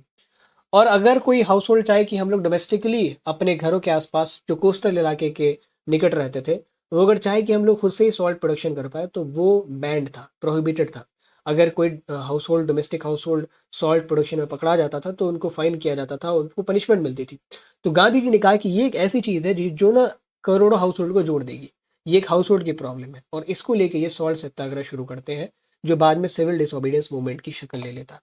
ये सत्याग्रह शुरू हुआ 1930 से, साबरमती आश्रम से। 13 मार्च 1930 साबरमती आश्रम को इन्होंने 78 वॉलेंटियर के साथ दांडी की तरफ रुख किया। साथ में जो है जैसे जैसे आगे बढ़ते गए, गांव में मीटिंग्स करते गए, हजारों समर्थक इनके जुड़ जाते हैं, और अल्टीमेटली 6 अप्रैल 1930 को इन्होंने नमक कानून तोड़ा, वहां पे नमक बनाया, ठीक है। उसके बाद क्या हुआ, गांधी जी और बहुत सारे बाकी लोगों को अरेस्ट कर लिया गया। लेकिन ये अरेस्ट ने और इस मूवमेंट को इन्फीरिएट कर दिया। अब तो और अलग अलग जगहों पे सॉल्ट मार्चेस हो रहे थे, लोग सॉल्ट लॉ को वायलेट कर रहे थे। इसमें महिलाओं ने भी बहुत भारी मात्रा में पार्टिसिपेट किया। बहुत सारी जो ग्लोबल मीडिया थी, उन्होंने शुरुआत में जब ये दांडी यात्रा शुरू की थी गांधी जी ने, तो गांधी जी की मौकरी की थी कि भाई ये आदमी कैसे चल पाएगा इतना दूर। लेकिन जब गांधी जी ने इस चीज़ को अचीव किया एंड सबके नाक के नीचे से जो है वो सॉल्ट लॉ को तोड़ा, देन अमेरिकन मीडिया पर जो उस टाइम में अमेरिकन मैगजीन थी टाइम, उसका एक स्टेटमेंट है कि ये जो आदमी है ये सेंट भी है और एक स्टेट्समैन भी है, पॉलिटिशियन भी है और एक साधु भी है। So this salt march also gained global attention. खास इस बात से भी है, दूसरा महिलाओं को बहुत पार्टिसिपेशन था, नॉन कॉपरेशन मूवमेंट में इतना नहीं था जितना इसमें था। हालांकि इसमें भी गांधी जी महिलाओं को उतना ज़्यादा प्रेरित नहीं कर रहे थे आने को, बट एक कमला देवी चट्टोपाध्याय करके उनकी वॉलंटियर थी, उन्होंने कहा कि नहीं, आप महिलाओं को आने दीजिए, क्योंकि वो आएंगे ना तो और अवेयरनेस फैलेगा। और इसी सॉल्ट मार्च के बाद क्या हुआ, इस सॉल्ट मार्च के बाद हुआ क्या कि जैसे सॉल्ट लॉ क्या है, सॉल्ट लॉ को तोड़ना यानी कि किसी ब्रिटिशर्स के कानून को तोड़ना, ठीक है। अब जब आप किसी कॉलोनियल कानून को तोड़ते हैं तो अब एक कानून से दूसरे कानून को तोड़ने की होड़ सी लग गई। फॉरेस्ट लॉज वायलेट किए जाने लगे, पीजेंट्स ने वही जैसा नॉन कॉपरेशन में आपने पैटर्न देखा था कि टैक्सेस देने से मना कर दिया, ठीक है। जो आपके कुमाऊँ में या पहाड़ी रीजन पे जो ऐसे लोग होते थे जो पीठ पे अंग्रेजों को बिठा के ले जाते थे एक जगह से दूसरी जगह, उन लोगों ने ढोने से मना कर दिया। So this mark the beginning of civil disobedience movement. Civil मतलब सविनय और डिसोबीडियंस मतलब अवज्ञा। बहुत हम्बल मैनर में हम आपका ऑर्डर नहीं मानेंगे। This was the civil disobedience movement. अब अंग्रेज करते भी तो क्या करते, ये इतना ग्लोबली पॉपुलर हो चुका था कि यहाँ पे अब जोर जबरदस्ती कर ही नहीं सकते, और ये वायलेंट कर ही नहीं रहे नॉन कॉपरेशन मूवमेंट की तरह। तो बहुत प्रेशर क्रिएट हुआ पूरे ग्लोबल मीडिया का, एंड ब्रिटिशर्स को उसके बाद रियलाइज हो गया कि हमें अब इंडिया में अगर टिकना है तो इनको पॉलिटिकल रिप्रेजेंटेशन देना पड़ेगा, otherwise our rule is not going to last forever. इसके बाद डायलॉग्स आते हैं, मतलब बातचीत का दौर शुरू होता है। सबसे पहले गांधी और एरविन का एक पैक्ट हुआ, उस समय वॉइसरॉय थे एरविन। उन्होंने कहा कि ठीक है, तुम सिविल डिसोबीडियंस मूवमेंट रोको, हम सारे प्रिजनर्स को रिलीज करेंगे। इसको लेके हालांकि बहुत क्रिटिसिज्म भी किया जाता गांधी का कि इन्होंने कैसे इस मूवमेंट को रोक दिया बिना कोई ठोस एश्योरिटी के। अरविंद ने कहा था कि हम इस बात पे विचार करेंगे कि आपको आज़ादी मिलनी चाहिए, नहीं मिलनी चाहिए। हालांकि उस टाइम तक कंप्लीट इंडिपेंडेंस का कॉन्सेप्ट भी आ चुका था, अब डोमिनियन स्टेटस वगैरह की डिमांड नहीं की जाती है। उसके बाद 3 राउंड टेबल कॉन्फ्रेंसेस हुए लंदन में। उसमें दूसरे राउंड टेबल कॉन्फ्रेंस में कांग्रेस जाती है, गांधी जी जाते हैं, और उसमें भी गांधी जी की जो एंट्री है वो बेहद खतरनाक है। लंदन की ठंड आप सभी को पता है, और उस ठंड में गांधी जी धोती और खद्दर पहन के पहुंच जाते हैं, और पूरे हॉल में बैठे बड़े बड़े कोर्ट में लोगों को शर्मिंदा कर दिया कि भाई तुम हमसे जवान हो और तुम्हें हमसे ज़्यादा ठंडी लग रही है। तो that is basically how Gandhi ji made all of them embarrassed. और सेकेंड राउंड टेबल कॉन्फ्रेंस में भी जो है कुछ कंक्लूजन नहीं निकलता। ओवरऑल 3 राउंड टेबल कॉन्फ्रेंस में कुछ कंक्लूजन नहीं निकलता है, क्योंकि Gandhi ji as an representative of India बात करना चाहते थे, लेकिन मुस्लिम लीग के जो मेंबर्स थे वो कहते थे कि आप तो इंडिया के रिप्रेजेंटेटिव हो नहीं सकते, क्योंकि कांग्रेस मुसलमानों का प्रतिनिधित्व नहीं करती है। ऐसे ही बाबा साहब अम्बेडकर कहते थे कि आप दलितों के रिप्रेजेंटेटिव नहीं हो सकते, क्योंकि दलितों के रिप्रेजेंटेटिव तो हम हैं। तो इसलिए सेकंड राउंड टेबल कॉन्फ्रेंस में भी कोई टेंजिबल कंक्लूजन नहीं निकला। अल्टीमेटली ब्रिटिशर्स जानते ही थे कि हमें इलेक्शन करवाना पड़ेगा, तो पहला जो प्रोविंशियल इलेक्शन है 1937 में करवाया गया। कांग्रेस बहुत मेजोरिटी से 8 प्रोविंसेस में सरकार बनाती है, 11 में से 8 प्रोविंसेस में कांग्रेस की गवर्नमेंट थी। और इसके ठीक बाद 2 सालों बाद कांग्रेस की मिनिस्ट्रीज अच्छी से चल रही थी। 1939 में शुरू हो जाता है वर्ल्ड वॉर सेकेंड। अब जब वर्ल्ड वॉर सेकेंड शुरू हो गया और अंग्रेज़ों ने हमें सत्ता भी दे दी थी, 8 प्रोविंसेस में हम सरकार भी चला रहे थे, तो अंग्रेज़ों को ये डर हो गया कि कहीं ये प्रोविंसेस अब बगावत न कर दें। इसीलिए इन्होंने, और कांग्रेस ही major major player Indian politics में, तो कांग्रेस से नेगोशिएट करने के लिए भेजा स्टैफर्ड क्रिप्स को। उनका एक प्रॉपर मिशन आया, जिसका मकसद था कि भाई कांग्रेस के साथ नेगोशिएट करें कि आप वर्ल्ड वॉर सेकेंड में शांत रहेंगे और कॉपरेट करेंगे। लेकिन ये मिशन फेल हो पाया क्योंकि जो डिमांड वगैरह थी, इन कांग्रेस वालों ने कहा था ठीक है हम शांत रहेंगे, बट वो ऐसा है कि जो वो काउंसिल है, मिलिट्री एडवाइजरी काउंसिल, वो उसमें हमारा बंदा होना चाहिए। तो इन सब चीज़ों पे क्रिप्स मिशन वाले मानने को तैयार नहीं थे। तो अल्टीमेटली इट फेल्ड, और जब ये फेल हुआ कांग्रेस को एक बहुत अच्छा मौका मिला एक नए मूवमेंट को लॉन्च करने का। हुआ क्या, सबसे पहले तो सिविल डिसोबीडियंस मूवमेंट वापस से लॉन्च हो गया। तो ये क्रिप्स मिशन फाइनली 1942 में आता है और 1942 में फेल भी हो गया। अब जब ये फेल हो गया, कांग्रेस को एक बहुत अच्छी अपॉर्चुनिटी मिल गई। अंग्रेज बैकफुट पे है वर्ल्ड वॉर सेकंड में, और हमारे पास 8 प्रोविंसेस में मेजोरिटी है। They decided to give it all, एक आखिरी वॉर करते हैं इस पूरे नेशनलिस्ट मूवमेंट की हिस्ट्री का, and that was quit India movement, Bharat छोड़ो आंदोलन। और गांधी जी भी इसकी ग्रेविटी को समझते थे कि अगर इस बार हमने तीर मार लिया तो हम लोग आज़ाद हो जाएंगे। सो इन्होंने नारा दिया था करो या मरो, do or die. Causes failure of Cripps mission, इन्होंने देख लिया कि अंग्रेज केवल हमारा यूज करना चाहते हैं, कोई हमसे इनको सिंपैथी नहीं है। वर्ल्ड वॉर सेकंड में अगर साथ देंगे तो फिर ये वर्ल्ड वॉर फर्स्ट की तरफ मुकर जाएंगे और रॉलेट एक्ट जैसा कुछ ब्लैक लॉ लेके आ जाएंगे। और वर्ल्ड वॉर सेकंड एक बहुत बड़ा कारण है क्योंकि अंग्रेजों की जो मेजर इन्वॉल्वमेंट थी वो वहाँ पे थी, और उस टाइम तो पूरे तरीके से बैकफुट पे था। इस बार हिटलर से सामना था, तो अंग्रेजों को तो बहुत पसीना छुड़ा के रखा हुआ था। तो इन दोनों कारणों की वजह से ये मूवमेंट लॉन्च किया रहा था, बिकॉज अंग्रेज कंप्लीटली बैकफुट पे थे। कोर्सेज ऑफ इवेंट, अगस्त 1942 में ये मूवमेंट शुरू हुआ। कांग्रेस के सारे लीडर मूवमेंट शुरू होने से पहले या तो अरेस्ट कर लिए गए या डिटेन कर लिए गए। बट फिर भी ये मूवमेंट भारतीय राष्ट्रवादी आंदोलन इतिहास का सबसे इंटेंस मूवमेंट माना जाता है, क्योंकि इसमें यंग ब्लड जो है वो सड़कों पे आ चुका था, एंड उन्होंने इस पूरे मूवमेंट को कैरी आउट किया। कुछ जो सोशलिस्ट मेंबर्स थे कांग्रेस के, वो अंडरग्राउंड एक्टिविटीज़ में जुड़े हुए थे। महिलाओं ने सारी चीज़ें ताक पे रख दी गई। लोगों ने अपने काम छोड़ दिए, लोगों ने अपने स्कूल्स छोड़ दिए, लॉयर्स ने अपने कोर्ट छोड़ दिए, ठीक है, डॉक्टर्स ने अपने हॉस्पिटल्स में जाना छोड़ दिया। And everybody was on road, चाहे पुरुष की बात करें, महिला की बात करें, स्टूडेंट की बात करें, बच्चे की बात करें। और सारे जब नॉन वायलेंट प्रोटेस्ट में थे तो आप कैसे जो है क्रश कर पाओ, कहीं कहीं पे हालांकि वायलेंस होता भी था। अल्टीमेटली इम्पैक्ट क्या हुआ इस मूवमेंट का, British Raj were completely second. अब इनको ये लग गया था कि हमें कंप्लीट इंडिपेंडेंस उनको देना ही पड़ेगा, और ये डिमांड थी कंप्लीट इंडिपेंडेंस की, वो और स्ट्रॉन्गर हो चुकी थी। कांग्रेस पूरे इंडिया में एक मेजर फिगर बन के उभर के सामने आती है। और इसी मूवमेंट के दौरान एक और चीज हो रही थी, क्योंकि कांग्रेस की लीडरशिप या तो जेल में थी या ये लोग सड़कों पर प्रोटेस्ट कर रहे थे। इसी बीच मुस्लिम लीग ने क्या किया, मुस्लिम लीग की उस समय तक ना बंगाल में ही पकड़ थी। पंजाब, सिंध, खैबर पख्तूनख्वा, इन सब इलाकों में कोई इनको जानता नहीं था। तो उन्होंने इस इलाकों में अपने कम्युनल आइडियोलॉजी को प्रोपेगेट करना शुरू किया। और आज का जो मॉडर्न पाकिस्तान देखते हो वो उसी टाइम में रेडिकलाइज हुआ था। ठीक है, उससे पहले तो इनका जो इन्फ्लुएंस था वो बंगाल तक ही सीमित था। ठीक है, उसके बाद अब देखते हैं क्विट इंडिया मूवमेंट के बाद अब ये तो क्लियर हो गया था कि अंग्रेजों को भारत छोड़ के जाना पड़ेगा। किस हालत में छोड़ेंगे वो देखते हैं इस स्लाइड में। सबसे पहले क्या हुआ, इलेक्शंस करवाए गए 1946 के। ठीक है, उसमें जो जनरल सीटें थी कांग्रेस ने बहुत अच्छा उसमें काम किया। और हमने अभी बताई था कि जो मुस्लिम लीग थी उस टाइम में वो अपने ग्राउंड सेट कर रही थी खैबर पख्तूनख्वा, सिंध और पंजाब के रीजन्स में। तो उन्होंने जो रिजर्व सीटें थी वहाँ पे बहुत अच्छा परफॉर्मेंस दिया। ठीक है, उसके बाद कैबिनेट मिशन प्लान एक प्रपोज किया गया। कहा गया कि एक यूनाइटेड इंडिया रहेगा और जहाँ पे मुसलमानों की आबादी ज़्यादा है उन सारे प्रोविंसेस में ऑटोनॉमी दी जानी चाहिए। ठीक है, जहाँ जिससे कि वहाँ की जो गवर्नमेंट है वो कुछ काम स्वतंत्र तौर पे कर सके। इसको लेके एग्रीमेंट नहीं बनती है, and due to this agreement जिन्हों ने कहा 16 अगस्त 1947 को, 1946 को, सॉरी नॉट 1947, कि हम लोग डायरेक्ट एक्शन डे लॉन्च करने वाले हैं एंड हम अपना अधिकार लेके रहेंगे। और यही डायरेक्ट एक्शन डे जो है कंप्लीट एक पाकिस्तानी स्टेट की डिमांड थी। उसके बाद इंडिया इंडिपेंडेंट होता है, but at the cost of partition. और चारों तरफ जो है दंगे फसाद हो रहे हैं। नोआ खाली में लाशें बिछी हुई, अमृतसर में लाशें बिछी हुई, लाहौर में लाशें बिछी हुई है।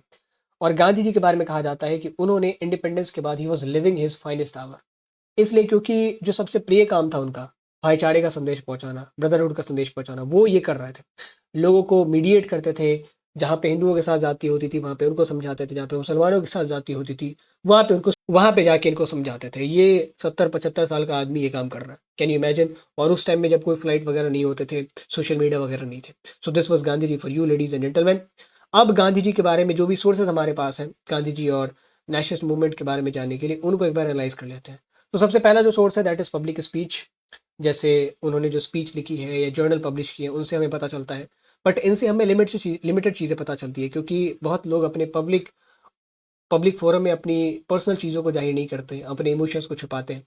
इसके लिए जो है हमने लेटर का भी सहारा लिया कहीं कहीं पे। लेटर का सहारा इसलिए लिया है क्योंकि इससे पर्सनैलिटी के बारे में पता चलता है, इंडिविजुअल्स के बारे में पता चलता है। उसके बाद एक और सोर्स न्यूज़पेपर का भी है, जिसमें अगर आप अलग अलग टाइप के न्यूज़पेपर पढ़ेंगे तो आपको अलग अलग पर्सपेक्टिव देखने को मिलेगा। जो रीजनल न्यूज़पेपर है, हो सकता है राष्ट्रवादी हो, वहाँ पे गांधी जी के बारे में अलग ब्यौरा दिया जाता होगा। और जो ऐसे इंग्लिश न्यूज़पेपर होंगे जो ब्रिटिशर्स होंगे, ब्रिटेन के होंगे, अमेरिका के होंगे, उन वहाँ गांधी जी का अलग ब्यौरा दिया जाता होगा। फिर गवर्नमेंट रिकॉर्ड्स में भी गांधी जी के बारे में पता चलता है। जैसे ये पता चलता है कि जो शुरुआत में पुलिसमैन थे, ब्रिटिश पुलिसमैन, वो इनको इतना सीरियसली नहीं लेते थे। और ये तो कहा भी गया था कि जब दांडी मार्च शुरू हुआ था, तो लॉर्ड इरविन से जाके लोगों ने पूछा था, मीडिया वालों ने, कि आप इसको कैसे देखते हैं? उन्होंने कहा था कि कुछ सीरियस हम इसे ले नहीं रहे, क्योंकि ये कभी कामयाब नहीं होगा। और जब ये सॉल्ट सत्याग्रह होता, उसके बाद जिस तरीके से इरविन के पसीने छूटे, वो तो जग जाहिर ही है। और एक सोर्स है ऑटोबायोग्राफी एंड बायोग्राफी का भी। इसमें एक डिसएडवांटेज ये है कि चूंकि बायोग्राफी या ऑटोबायोग्राफी किसी के इन्फ्लुएंस पे आके लिखी जाती है, ऑटोबायोग्राफी तो आदमी खुद ही लिखता है, तो वो बहुत सारी ऐसी चीज़ें छिपा लेगा जो वो दुनिया के सामने जग जाहिर नहीं करना चाहता है। बहरहाल इन सारे सोर्सेज के अपने प्रोज हैं, अपने कॉन्स हैं, and from these sources we are able to know about Gandhi as much as we know about Gandhi. And this is your responsibility कि आप अगर बोर्ड से फारिग जब भी होंगे, बोर्ड से फ्री जब भी होंगे, तो गांधी जी के बारे में जानिएगा जरूर, because this personality was once in a millennium. तो इनके बारे में जाने बगैर आप दुनिया से चले जा रहे हैं, तो that is basically a very pathetic thing for you. यहाँ पे हमारा चैप्टर 11 खत्म होता है, और अब हम लोग रुख करेंगे चैप्टर 12 की तरफ, जिसमें हम लोग देखेंगे कि आज़ादी के बाद कैसे लगातार 2.5 सालों की मेहनत हुई, अलग अलग टॉपिक्स पर डिबेट हुए, और हमारा संविधान बनकर तैयार हुआ। अभी तक अगर आपने इस चैनल को सब्सक्राइब नहीं किया, make sure you hit the subscribe button, क्योंकि जिस तरीके से हमने बोर्ड में आपकी मदद की है, we are going to be with you in the CUT as well. या अगर नए सेशन के हैं, 2025 सेशन के हैं, तो प्लीज़ मेक श्योर कि आप तभी सब्सक्राइब करें, because lot of amazing contents you are going to get in this whole year. So now moving towards the next chapter, and certainly the last chapter of this entire book and the entire syllabus. अब आते हैं इस पूरे book 1 and इस पूरे class 12 history के आखिरी chapter पे, that is framing the constitution. सबसे पहले हमें ये देखना है कि जब ये संविधान सभा बनती है, ठीक है, उसके सामने चैलेंजेस क्या क्या थे, what were the challenges ahead of constituent assembly, और कैसे बनती है, क्या बैकग्राउंड था, उसको अगले स्लाइड में देखेंगे। सबसे पहले जो संविधान सभा मतलब क्या, जो हमारी उस टाइम की पार्लियामेंट थी, वही संविधान सभा बन गई। एंड सबसे पहला था कि भाई कम्युनल हार्मनी हमें लाना है। उस टाइम में दंगे फसाद बहुत हो रहे थे। माइनॉरिटीज़ के सेफगार्ड को आपको इंटरेस्ट करना है।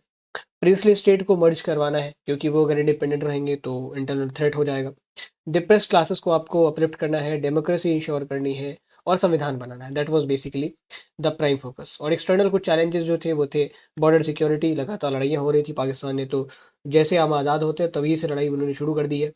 और उस टाइम में बाइपोलर वर्ल्ड चल रहा था, या तो आप यूएसए के साथ हैं और या आप यूएसएसआर के साथ हैं। तो इस बाइपोलर वर्ल्ड की चुनौतियों को भी उनको टैकल करना था कि कैसे हम इस बाइपोलर वर्ल्ड में अपनी पहचान बनाएं। अब कॉन्स्टिट्यूंट असेंबली के बारे में थोड़ा सा देख लेते हैं। इस असेंबली को बनाने का जो ब्लूप्रिंट है वो 1946 के कैबिनेट मिशन प्लान में ही आपको देखने को मिलता है। हालांकि इसकी डिमांड बहुत पुरानी है। एम एन रॉय करके कम्युनिस्ट पार्टी के लीडर हुआ करते थे, उन्होंने पहली बार डिमांड उठाई। फिर एक बहुत रिफॉर्मिस्ट वॉइस राय आप कह सकते हैं, लॉर्ड लिलिंथ करके थे, उन्होंने बहुत हद तक लड़ाई लड़ी थी अपने इदारों से, ब्रिटिशर्स के इदारों से, कि भाई क्यों इन्हें हम कॉन्स्टिट्यूंट असेंबली नहीं दे रहा, क्योंकि आज ना तो कल इन्हें में पॉलिटिकल पार्टिसिपेशन देना ही है। तो अगर इनके ऊपर हुकूमत करनी है तो इनके ही तो आइन होने चाहिए ना, कानून इनके ही होने चाहिए।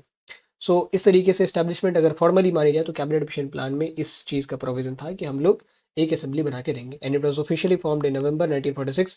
पहला जो सेशन है वो हुआ 9 दिसंबर 1946 को। कंपोजिशन की बात करें, क्या क्या कितने आदमी थे, तो शुरुआत में तो 389 आदमी थे, including the members of Muslim league. But partition के बाद उसमें से 299 मेंबर ही रह गए, ठीक है, 300 के करीब मेंबर माने जाते हैं। उसमें से 229 जो है वो प्रोविंस से इलेक्टेड थे, और 70 जो है वो नॉमिनेटेड थे प्रिंसली स्टेट के द्वारा, और कुछ मेंबर्स इनडायरेक्टली इलेक्टेड थे, और नॉमिनेट किया था कांग्रेस ने भी कुछ लोगों को। तो इस प्रकार से जो है असेंबली मिलकर बनी थी। कुछ इलेक्टेड है, कुछ नॉमिनेटेड है प्रिंसली स्टेट के द्वारा, कुछ इनडायरेक्टली इलेक्टेड है, उनको कांग्रेस ने, चूंकि वो सबसे बड़ी पार्टी थी, तो नॉमिनेट किया था। उसके बाद डाइवर्सिटी की बात करें तो almost 82% of the members were Congress. लेकिन कांग्रेस उस ज़माने में, जैसे आज के ज़माने में कोई भी पॉलिटिकल पार्टी होती है, एकदम यूनिफॉर्म आइडियोलॉजी, जो हमारे पार्टी का लीडर कहेगा वही हम भी कहेंगे, ऐसा उस ज़माने की कांग्रेस नहीं थी। उस ज़माने की कांग्रेस में सोशलिस्ट भी आते थे, एथिस्ट लोग भी आते थे, हिंदू नेशनलिस्ट लोग भी थे। आप आरवी ढुलेकर के बारे में देखेंगे, वो कांग्रेस पार्टी के हैं। आज अगर वो उनकी आइडियोलॉजी मिला ले तो वो कांग्रेस के नहीं रहते, आज वो भारतीय जनसंघ से जुड़े होते हैं, ठीक है। सो ये कांग्रेस की डाइवर्सिटी ने ही इस चीज़ को इंश्योर किया कि हमारा जो संविधान है वो ऐसा बन सके जो कि सबसे बेहतरीन हो और इस डाइवर्सिटी को साथ लेके चलने वाला हो। इसके अलावा हमारे कॉन्स्टिट्यूंट असेंबली की एक खास बात ये भी थी कि इंडिया में कल्चर ही रहा है डिबेट का। हालांकि अब उसे मारा जा रहा, बट डिबेट का कल्चर रहा है। तो कॉन्स्टिट्यूंट असेंबली जो भी फैसले करती थी, या जो भी वहाँ पे डायलॉग्स होते थे, उनको प्रेस में छापा जाता था। जब उनको प्रेस में छापा जाता था तो पब्लिक में उसको लेके डिबेट होती थी। तो ये चीज़ जब कॉन्स्टिट्यूंट असेंबली में पता चली तो उन्होंने कहा कि यार ये जो डिबेट होती है इनसे बहुत बेनिफिशियल इनपुट्स निकल सकते हैं, तो इनको हमारे पास आना चाहिए। तो उन्होंने पब्लिक से रिक्वेस्ट की कि आपके जो भी इनपुट्स हैं अलग-अलग मुद्दों पे आप उनको सबमिट करिए ताकि आपके भी टेस्ट का अंदाज़ा, आपके भी प्रेफ़रेंसेस का अंदाज़ा हमें पता लग सके। So that is how the constituent assembly was. अब इसमें जो है कुछ डोमिनेंट वॉइसेस थे, कुछ लोग थे जो बहुत ज़्यादा इन्फ्लुएंशियल थे। सबसे पहले आते हैं हमारे first prime minister Jawaharlal Nehru साहब, जो कि कांग्रेस के लीडर भी थे, प्रधानमंत्री भी थे। एंड सबसे इम्पोर्टेंट काम जो उन्होंने किया वो किया, कॉन्स्टिट्यूशन का एक आउटलाइन तैयार करके दिया ऑब्जेक्टिव रेजोल्यूशन के तौर पे, जिसको देखेंगे आगे हम लोग। 13 दिसंबर 1946 को ये ऑब्जेक्टिव रेजोल्यूशन पारित हुआ है। आप जब भी अपने आंसर में ऑब्जेक्टिव रेजोल्यूशन का क्वेश्चन अटेम्प्ट करेंगे तो इस डेट को अगर आप मेंशन कर सके तो बड़ा अच्छा रहेगा। जवाहरलाल नेहरू के बाद जो दूसरे इंपॉर्टेंट पर्सनालिटी थे वो थे Sardar Patel, first home minister of India. इन्होंने प्रिंसली स्टेट के मर्जर में बहुत ज़्यादा रोल निभाया था। उसके बाद हमारे राजेंद्र प्रसाद बिहार से, he was a president of constituent assembly and he did amazing work in moderating the sessions. ठीक है, सेशंस कई बार जो बहुत सीरियस हो जाते थे, तो एक ऐसे पर्सनालिटी की रिक्वायरमेंट होती है, चाहे इसको स्पीकर, आज के भी जो स्पीकर वगैरह होते हैं वो उनको बनाया जाता है जो बहुत स्ट्रेस अब्जॉर्बिंग हो एंड जिनके अक्रॉस पार्टी लाइन्स अच्छे ताल्लुकात हो। ठीक है, क्योंकि वो सभी के मैटर्स को सुनेंगे और सभी को उनको टाइम देना होता है। उसके बाद बी आर अम्बेडकर साहब, first law minister of India and drafting committee के चेयरमैन। अच्छा, ड्राफ्टिंग कमेटी क्या करती थी? जो भी डिस्कशंस हुए उनको नोट करना, उस हिसाब से जो है प्रोसीडिंग्स बनाना, ये ड्राफ्टिंग कमेटी का काम था। ए के अय्यर और के मुंशी, ये दोनों मेंबर तो नहीं थे। ठीक है, इसके बाद दो मेंबर थे, ए के अय्यर और के मुंशी। ये भी अलग अलग कमेटी के बहुत खास मेंबर थे। जैसे ए के अय्यर की बात करें और मुंशी की बात करें, both where member of drafting committee.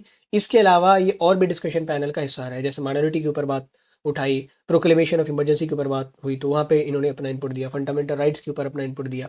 ऐसे के मुंशी साहब ने भी जो है, ए के अय्यर मद्रास से आते थे, लॉयर बैकग्राउंड से थे, जूरिस्प्रूडेंस की बहुत अच्छी नॉलेज थी। तो दीज ये जो 6 आपके मेंबर्स हैं, इनका बहुत इन्फ्लुएंस था being a member of constituent assembly. इसके अलावा कुछ ऑफिशियल्स भी थे, उनका भी बहुत बड़ा रोल है। Apart from the members, 2 civil servant, उसमें एक बी एन राव है जिनको कॉन्स्टिट्यूंट एडवाइजर बनाया था जवाहरलाल नेहरू ने। और कहा जाता है कि आज़ादी के बहुत पहले बी एन राव को कहा कि भाई तुम क्या करो, अलग अलग देशों के संविधानों को स्टडी करो, एक और एक डिटेल रिपोर्ट हमारे सामने ला के दो। तो B N Rau prepared the outline of Indian constitution and he was also the constitution adviser. इसके अलावा बंगाल से एक एस एन मुखर्जी आते थे, ये चीफ ड्राफ्ट्समैन थे, ड्राफ्टिंग कमेटी के एक बहुत बड़े ऑफिशियल, बड़े crucial official. And he was expert in drafting intricate proposal into simple legal format. Legal career जिनका भी है और जो भी इस डिपार्टमेंट में काम करते हैं, उसमें ड्राफ्टिंग की ना बड़ी अहमियत होती है कि आप कैसे जो भी चीज़ें बताई जा रही है उसको इस तरीके से ड्राफ्ट करते हो कि जिसको किसी भी तरह से खंडित ना किया जा सके, जिसमें कोई फ्लॉ नहीं हो, फ्लॉलेस हो। तो ये कला होती है वकीलों की। तो इसमें ये बहुत पुखड़ थे, बहुत ज़्यादा एक्सपर्ट थे इसमें। So these were some of the members who were very, and the official who were very dominant in the assembly, who were very crucial for the constituent assembly. इसके बाद बात करते हैं कॉन्स्टिट्यूंट असेंबली में प्रस्तावित हुए ऑब्जेक्टिव रेजोल्यूशन की। 13 दिसंबर 1946 को प्रस्तावित हुआ। It laid the ideals and basic principles of constitution, कि भाई हमारा कॉन्स्टिट्यूशन कैसा होगा, किन लाइन्स पे आधारित होगा, वो एक बार बता देते हैं। बाकी आप इसके बेसिस पे, इस रेसिपी के बेसिस पे कुछ भी बनाओ, फ़र्क नहीं पड़ता, वो हम लोग डेलिब्रेशन के थ्रू तय करेंगे। इसी में प्रेम्बल भी था। प्रेम्बल भी ऑब्जेक्टिव रेजोल्यूशन के बेसिस पे ही बनाया जाता है। And ultimately after all the deliberations, इसको 22 जनवरी 1947 को पास कर दिया गया, अडॉप्टेड हो गया ये असेंबली द्वारा। इसके की फीचर्स क्या है? इसमें नेहरू साहब ने मेंशन किया था कि हम लोग इंडिपेंडेंट रहेंगे, हम लोग रिपब्लिक रहेंगे, हम लोग सोवरेन भी रहेंगे। इसमें इन्होंने सोशलिस्ट वर्ड का मेंशन नहीं किया है, हालांकि वो दिल से चाहते थे कि इंडिया सोशलिस्ट हो। ठीक है, क्योंकि वो बीइंग बाय हार्ट बहुत हार्ड कोर सोशलिज्म के सपोर्टर थे। इसके अलावा इन्होंने डेमोक्रेसी का भी जिक्र नहीं किया है। उसका तर्क इन्होंने ये दिया कि भाई जब रिपब्लिक हो जाएगी, गणतंत्र हो जाएगा तो लोकतंत्र तो हो ही जाएगा। जब हम लोग देश का मुखिया ही हमारी जनता चुनेगी तो देश का जो प्रधान सेवक है वो कैसे इनडायरेक्टली आएगा। इसके अलावा इसमें social, political and economic justice for all की बात की गई कि भाई माइनॉरिटीज़ को हम लोग एडेक्वेट सेफगार्ड देंगे ताकि वो यहाँ पे महसूस कर पाए, और जो शक्ति है वो हमें लोगों के हाथों में देनी है। Power should come from the people. तो this was basically the key feature of objective resolution. इसको लेके कुछ विवाद भी होता है। इसमें बहुत अच्छी स्पीच इन्होंने दी थी जिसमें उन्होंने कहा था कि ये जो काम हम लोग करने जा रहे हैं इसकी ग्रेविटी बहुत है। ये काम कहीं से भी फ्रेंच रिवॉल्यूशन से कम नहीं है, ये अमेरिकन रिवॉल्यूशन से कम नहीं है, या हाल में हुए सोवियत रिवॉल्यूशन से कम नहीं है। ये स्ट्रगल हमने जो अभी तक किया है उसकी अहमियत उतनी ही है जितनी कॉन्स्टिट्यूंट असेंबली फ्रांस की जिन्होंने टेनिस कोर्ट में शपथ ली थी उनकी अहमियत है। तो बहुत अच्छी स्पीच दी थी उसमें, तो वाकपटुता में तो बहुत माहिर थे नेहरू साहब, कोई जोड़ा नहीं था इनका, कोई सानी नहीं था। तो जब ये ऑब्जेक्टिव रेजोल्यूशन की स्पीच खत्म करते हैं, इसको प्रपोज करते हैं, तो रघुनाथ लहरी साहब थे कम्युनिस्ट पार्टी के, उन्होंने कहा था कि सर आपने बहुत अच्छा बोला है, बोल्ड वर्ड्स, नोबल वर्ड्स, लेकिन आपको ये समझना चाहिए कि तब तक हम लोग हमारा देश गुलामी था। 1946 की बात की जा रही है, दिसंबर। सोमनाथ लहरी साहब ने कहा कि हम लोग ये चीज़ें कैसे अपने अंदर कर पाएंगे या अपनी मर्जी से कर पाएंगे जब तक हम अंग्रेजों के साए तले रहते हैं। ठीक है। अब आपको अगर कुछ चेंजेस में करवाने होते हैं तो आपको इटली साहब के यहाँ दौड़ना पड़ता है, आपको वाइसरॉय साहब के यहाँ दौड़ना पड़ता है, और देश में जो है दंगे रुक ही नहीं रहे। तो जब तक हम लोग इन चीज़ों को सॉर्ट आउट नहीं करेंगे तब तक हम लोग एक अच्छा संविधान कैसे बना सकते हैं। और हम लोग अपने आप को कमज़ोर मानेंगे, मतलब अभी भी जो ब्रिटिशर्स की तलवार है वो हमारे गर्दन पे लटकी हुई है। तो जवाहरलाल नेहरू ने बहुत अच्छा रिप्लाई दिया था उनको कि it is not the Britishers जहाँ से हम लोग पावर डिराइव करते हैं, ये हमारी जनता है और उनकी इच्छा शक्ति है जिसने हमें यहाँ तक पहुँचाया है, और वही इच्छा शक्ति हमें इस संविधान को बनाने के काबिल भी बनाएगा। सो that was the speech of Jawaharlal Nehru. अब आगे बढ़ते हैं, ये जानने की कोशिश करते हैं कि ये जो संविधान सभा का गठन हुआ है एंड संविधान की बातें हुई है, इनसे इनका बैकग्राउंड क्या है, कैसे जो है कॉलोनियल पीरियड में अलग अलग कॉन्स्टिट्यूशनल डेवलपमेंट हुए। यहाँ पे थोड़ा सा मैं सेपरेट इलेक्टोरेट के बारे में भी आपको बता दूंगा जिससे अंदाजा लग जाए। सबसे पहले 1909 में कॉन्स्टिट्यूशनल डेवलपमेंट होता है, सेपरेट इलेक्टोरेट लाया जाता है। इसमें क्या था, कहा गया उस टाइम सेपरेट इलेक्टोरेट मुसलमानों के लिए लाया गया। सेपरेट इलेक्टोरेट में ये होता था, जैसे मान लो ए नाम की कॉन्स्टिट्यूंसी है, इसको अगर हमने मुसलमानों का सेपरेट इलेक्टोरेट बना दिया है तो इस कॉन्स्टिट्यूंसी में क्या होगा, केवल मुस्लिम कैंडिडेट खड़ा हो सकता है। कोई बात नहीं, वेल एंड गुड। लेकिन मसला ये था कि यहाँ पे केवल मुस्लिम वोटर ही वोट दे पाएंगे।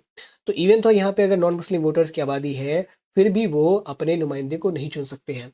इस कारण से क्या होगा, जो भी मुस्लिम कैंडिडेट यहाँ पे खड़े होंगे वो ऑब्वियसली जो नॉन मुस्लिम पॉपुलेशन है उनकी चीज़ों को इग्नोर करेंगे, क्योंकि उनसे तो वोट उनको मिलता नहीं है। तो सेपरेट इलेक्टोरेट का जो इजाद है इसी 1909 के काउंसिल एक्ट, जिनको मोरले मिंटो रिफॉर्म का भी नाम दिया है क्योंकि मिंटो उस टाइम के वाइसरॉय थे और मोरले उस टाइम के सेक्रेटरी ऑफ द स्टेट थे। इस सेपरेट इलेक्टोरेट का दायरा बढ़ा के कर दिया गया। पहले तो केवल मुसलमानों के लिए था। 1919 में जो अगला इंडियन काउंसिल एक्ट है जिसको मोन्टेगो केम्सफोर्ड रिफॉर्म कहा गया, उस टाइम में केम्सफोर्ड हमारे वो हुआ करते थे, वाइसरॉय हुआ करते थे, और मोन्टेगो हमारे सेक्रेटरी ऑफ द स्टेट हुआ करता था। तो इस सेपरेट इलेक्टोरेट को बढ़ा के कर दिया गया अब सिखों के लिए भी, एंग्लो इंडियंस के लिए भी, इंडियन क्रिश्चियंस के लिए भी और यूरोपियंस के लिए भी। और फिर ये लाते हैं कम्युनल अवार्ड 1930s के आसपास। इसमें इन्होंने कहा, उस कम्युनल अवार्ड में इन्होंने कहा कि अब हम दलितों को भी सेपरेट इलेक्टोरेट देंगे। इसको लेके ही बवाल हुआ था और पूरा पैक्ट बाद में होता है, गांधी जी जंक्शन पे बैठते हैं। तो ये जो एक्ट ऑफ 1919 था इसमें इस तरीके से हुआ है। ये तो सेपरेट इलेक्टोरेट की बात है। उसके उसी टाइम जो है 1909 के एक्ट में एक ये चीज़ भी हुई कि लेजिस्लेटिव असेंबली में अब इनडायरेक्टली जो है इंडियंस चुने जा सकते थे। इनडायरेक्टली मतलब एक कॉलेजियम बनता था एलीट लोगों का और वही जो है इंडियंस को चुनती थी। फिर 1919 के एक्ट में थोड़ी सी जो सीटें बढ़ा दी गई। अभी भी डायरेक्ट इलेक्शन नहीं होता, इनडायरेक्ट ही होता है। इनडायरेक्ट मतलब जैसे आपने एमएलसी वगैरह का इलेक्शन देखा होगा कि जो प्रोफेसर्स होते हैं, टीचर्स वगैरह होते हैं, वही उनको इलेक्ट करते हैं। तो ऐसा ही इसमें होता था, कॉलेजियम बनता था। एक कॉलेजियम मतलब ग्रुप ऑफ मेंबर्स, और ये सारे बड़े लोग होते थे और ये चुन के भेजते थे असेंबली में लोगों को। तो ऑब्वियसली वो भी एलीट क्लास का ही होगा।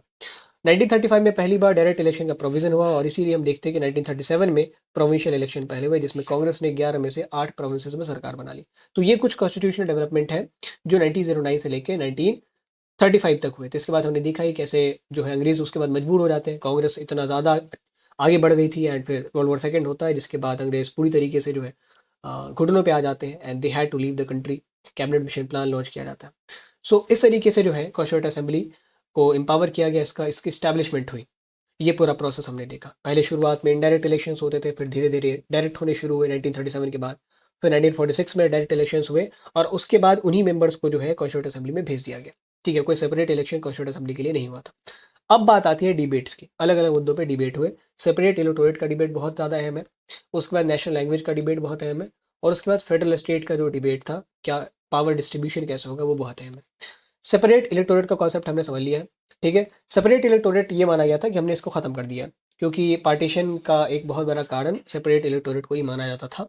लेकिन अचानक से 27 अगस्त 1947 को बी पकर बहादुर जो मुस्लिम लीग के मेंबर थे, अच्छा मुस्लिम लीग पूरी की पूरी पाकिस्तान नहीं गई थी, कुछ मेंबर इंडिया में रह गए थे, उनको इंडिया से मोहब्बत थी। ऐसा तो था नहीं कि मुस्लिम लीग पूरी तरीके से पार्टीशन का ही जो है पॉलिटिक्स करती थी। तो बी पकर बहादुर साहब ने कहा कि यार यहाँ के मुस्लिम जो है वो डरे हुए हैं, तो हमें सेपरेट इलेक्टोरेट उनको देना पड़ेगा ताकि जो है उनके सेफ गार्ड को हम लोग इंश्योर कर सकें, और वही नहीं, जो भी माइनॉरिटीज़ हैं उनको हमको सेपरेट इलेक्टोरेट देना चाहिए। अब इसको लेके आर्ग्यूमेंट अगेंस्ट में पढ़ने शुरू हुए। इनको सपोर्ट भी मिला, बी पुकर बहादुर को, कुछ मुस्लिम लीडर्स का। अब अगेंस्ट में जो आर्ग्यूमेंट्स पढ़ने शुरू हुए उसमें सरदार पटेल के आर्ग्यूमेंट्स हैं, आर.बी. ढुलेकर के आर्ग्यूमेंट है।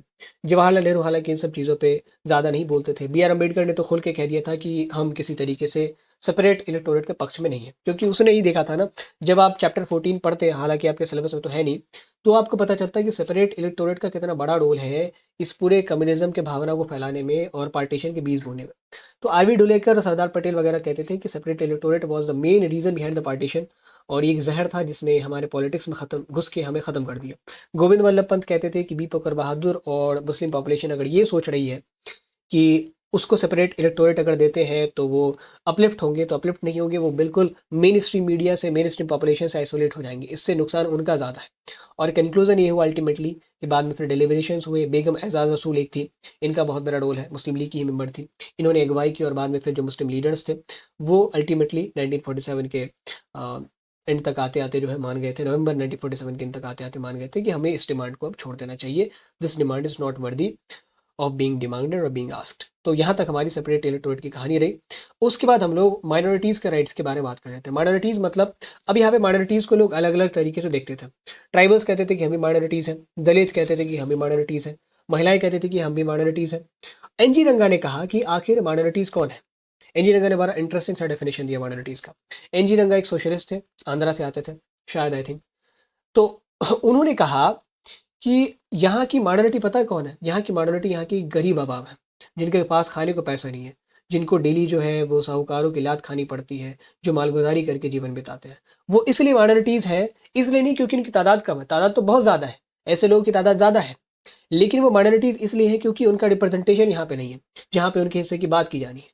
तो हमारा ये फ़र्ज़ बनता है, जब तक हम असेंबली में है तब तक, और जब तक उन तबके के लोग असेंबली में नहीं आते हैं तब तक एज अ ट्रस्टी बन के उनकी बात कर सके और उनके राइट्स के बारे में बात कर सके, उनके सिचुएशन को कैसे अपलिफ्ट करना है उसकी बात की जा सके। और एनजी रंगा ने ये भी कहा कि केवल लीगल राइट्स दे देने से उनका अपलिफ्टमेंट नहीं होगा, हमें ऐसे कंडीशंस बनाने पड़ेंगे जिसमें वो अपने राइट्स को एक्सरसाइज कर सके, ऐसा कंड्यूसिव माहौल बनाना पड़ेगा जिसमें वो रह सके और सुरक्षित महसूस कर सके, ग्रो कर सके। तो ये एनजी डंगा के आर्गुमेंट्स थे। उन्होंने कहा कि minorities are the people who are backward, who are impoverished, जो गरीब है, डाउन ट्रॉडन है, they are the real minorities, क्योंकि उनकी रिप्रेजेंटेशन करने वाले यहाँ पे कोई नहीं है। फिर जयपाल सिंह मुंडा एक लीडर थे आपके उड़ीसा के, इन्होंने ट्राइबल्स की बात की, ये हालांकि बहुत अमीर थे, अच्छे घराने से आते थे। इन्होंने कहा कि ट्राइबल न्यूमेरिकल माइनॉरिटीज नहीं है, बट फिर भी हमें सदियों से दबाया गया है। उन्होंने कहा कि ट्राइबल्स ज़्यादा कुछ नहीं डिमांड करते, हम चाहते हैं कि मेन स्ट्रीम जो पॉपुलेशन है हम इसमें मिक्स होना चाहते हैं। He demanded that other should mix with tribes and don't regard them as primitive and isolate them. ऐसा नहीं कि ट्राइब्स अलग ही चीज़ है एंड उनको आइसोलेट करके रखिए, अलग कम्युनिटी, अलग सेटलमेंट उनका हो, ऐसा नहीं। We want to mix with the mainstream population and they should also accept us with full of grace. फिर महिलाओं की भी बात हुई, हंसा मेहता ने बात की कि महिलाओं को कोई वो नहीं चाहिए, प्रिविलेज नहीं चाहिए, we are not asking for any privilege, हमें economic, political and social justice चाहिए, वी जस्ट वांट इक्वालिटी। इसके अलावा दलित की बात की गई तो जे नगप्पा का आर्गुमेंट है, दक्षायनी वेलुधन का आर्गुमेंट है, अम्बेडकर साहब का आर्गुमेंट है। जे नगप्पा कहते हैं कि हमें तो सिस्टमेटिक मार्जिनलाइजेशन के तहत कमज़ोर कर दिया गया, और अब हम इतने कमज़ोर हो गए हैं कि न तो हमारी शरीर आगे की यात्रा को अंजाम देने में साथ दे रही है, न ही हमारे ज़ुबान बचे हैं। दक्षिण वेलाउद्दीन ने ये डिमांड की कि भाई लीगल सेफ गार्ड तो आप दे देंगे कॉन्स्टिट्यूशन के जरिए, बट मोरल सेफ गार्ड आप कैसे देंगे? आपने कानून बता दिया कि ठीक है हर मंदिर में दलित जा पाएगा, लेकिन उसको इंश्योर कौन कराएगा? अगर मंदिर की सीढ़ियों पे कोई दलित चढ़ता है तो कोई मना तो नहीं कर सकता, बट सब उसे ऊंची नज़रों से देखेंगे, उन नज़रों से कौन बचाएगा? So that was basically the moral safeguard which Dakshayani Velayudhan was asking. So this was basically the discussion on the right of minorities. अब आगे बढ़ते हैं, ये देखते हैं कि डिवीजन ऑफ पावर को लेकर आखिर कैसे डिस्कशन हुए। ये डिसाइड किया गया था कि इंडिया एक फेडरल कंट्री बनेगा, यूनिटरी कंट्री नहीं बनेगा, जहाँ पे सारी जो शक्ति है वो सेंटर के हाथों में है, सेंटर और स्टेट जो है शक्तियों का बंटवारा करेंगी। और 3 लिस्ट तैयार किया गया, एक यूनियन लिस्ट, कुछ शक्तियाँ इसमें डाली गई, एक फेडरल लिस्ट जो स्टेट लिस्ट कहते हैं, कुछ शक्तियाँ राज्य सरकारों के हाथों में डाली गई। उसके बाद एक कंकरेंट लिस्ट, ऐसी लिस्ट जिसमें जो पावर है जो यूनियन और स्टेट मिलकर शेयर करेंगे। लेकिन जो इनिशियल स्टेट का ड्राफ्ट बना था संविधान का, उसमें ज़्यादातर जो पावर है वो यूनियन और कंकरेंट लिस्ट के हाथों में डाल दी गई थी, उसमें डाल दी गई थी। और ज़्यादातर जो रेवेन्यू के सोर्सेज होते हैं, ठीक, एक्साइज वगैरह, वो भी यूनियन के हाथों में थे या कंकरेंट लिस्ट में थे। स्टेट लिस्ट में केवल लैंड रेवेन्यू के लैंड टैक्स आया था, या कैपिटल गेन टैक्स वगैरह आया था, लिकर टैक्स वगैरह आया था, तो ये सारी चीज़ें थी। और जो मेजॉरिटी चीज़ें थी या तो यूनियन के पास थी या कंकरेंट लिस्ट में थी। तो अब इसको लेके विवाद शुरू हुआ कि क्या हमें सेंटर को इतना स्ट्रॉन्ग बनाने की ज़रूरत है या नहीं। सबसे पहले स्ट्रॉन्ग सेंटर के अगेंस्ट में क्या आर्गुमेंट था वो देखते। के संथानम मद्रास से थे, इन्होंने पॉइंट आउट किया कि यार सेंटर अगर खुद को इतना ही ओवर बर्डन कर देगी रिस्पॉन्सिबिलिटी से तो वो सही से फंक्शन नहीं कर पाएगी। इसलिए सेंटर को चाहिए कि कुछ रिस्पॉन्सिबिलिटी जो स्टेट को दे ताकि वो अच्छे से स्मूथली फंक्शन कर सके। इन्होंने ये भी आर्ग्यू किया था कि अगर हमारे पास सफिशिएंट रिसोर्स नहीं रहेगा तो हम कैसे अपना स्टेट चला पाएंगे। क्या हम लोग ऐसे पोलियो अभियान के लिए पैसा मांगने स्टेट के पास जाएंगे? क्या हमें मलेरिया का टीकाकरण करना है तो उसका पैसा मांगने सेंटर के पास जाएंगे?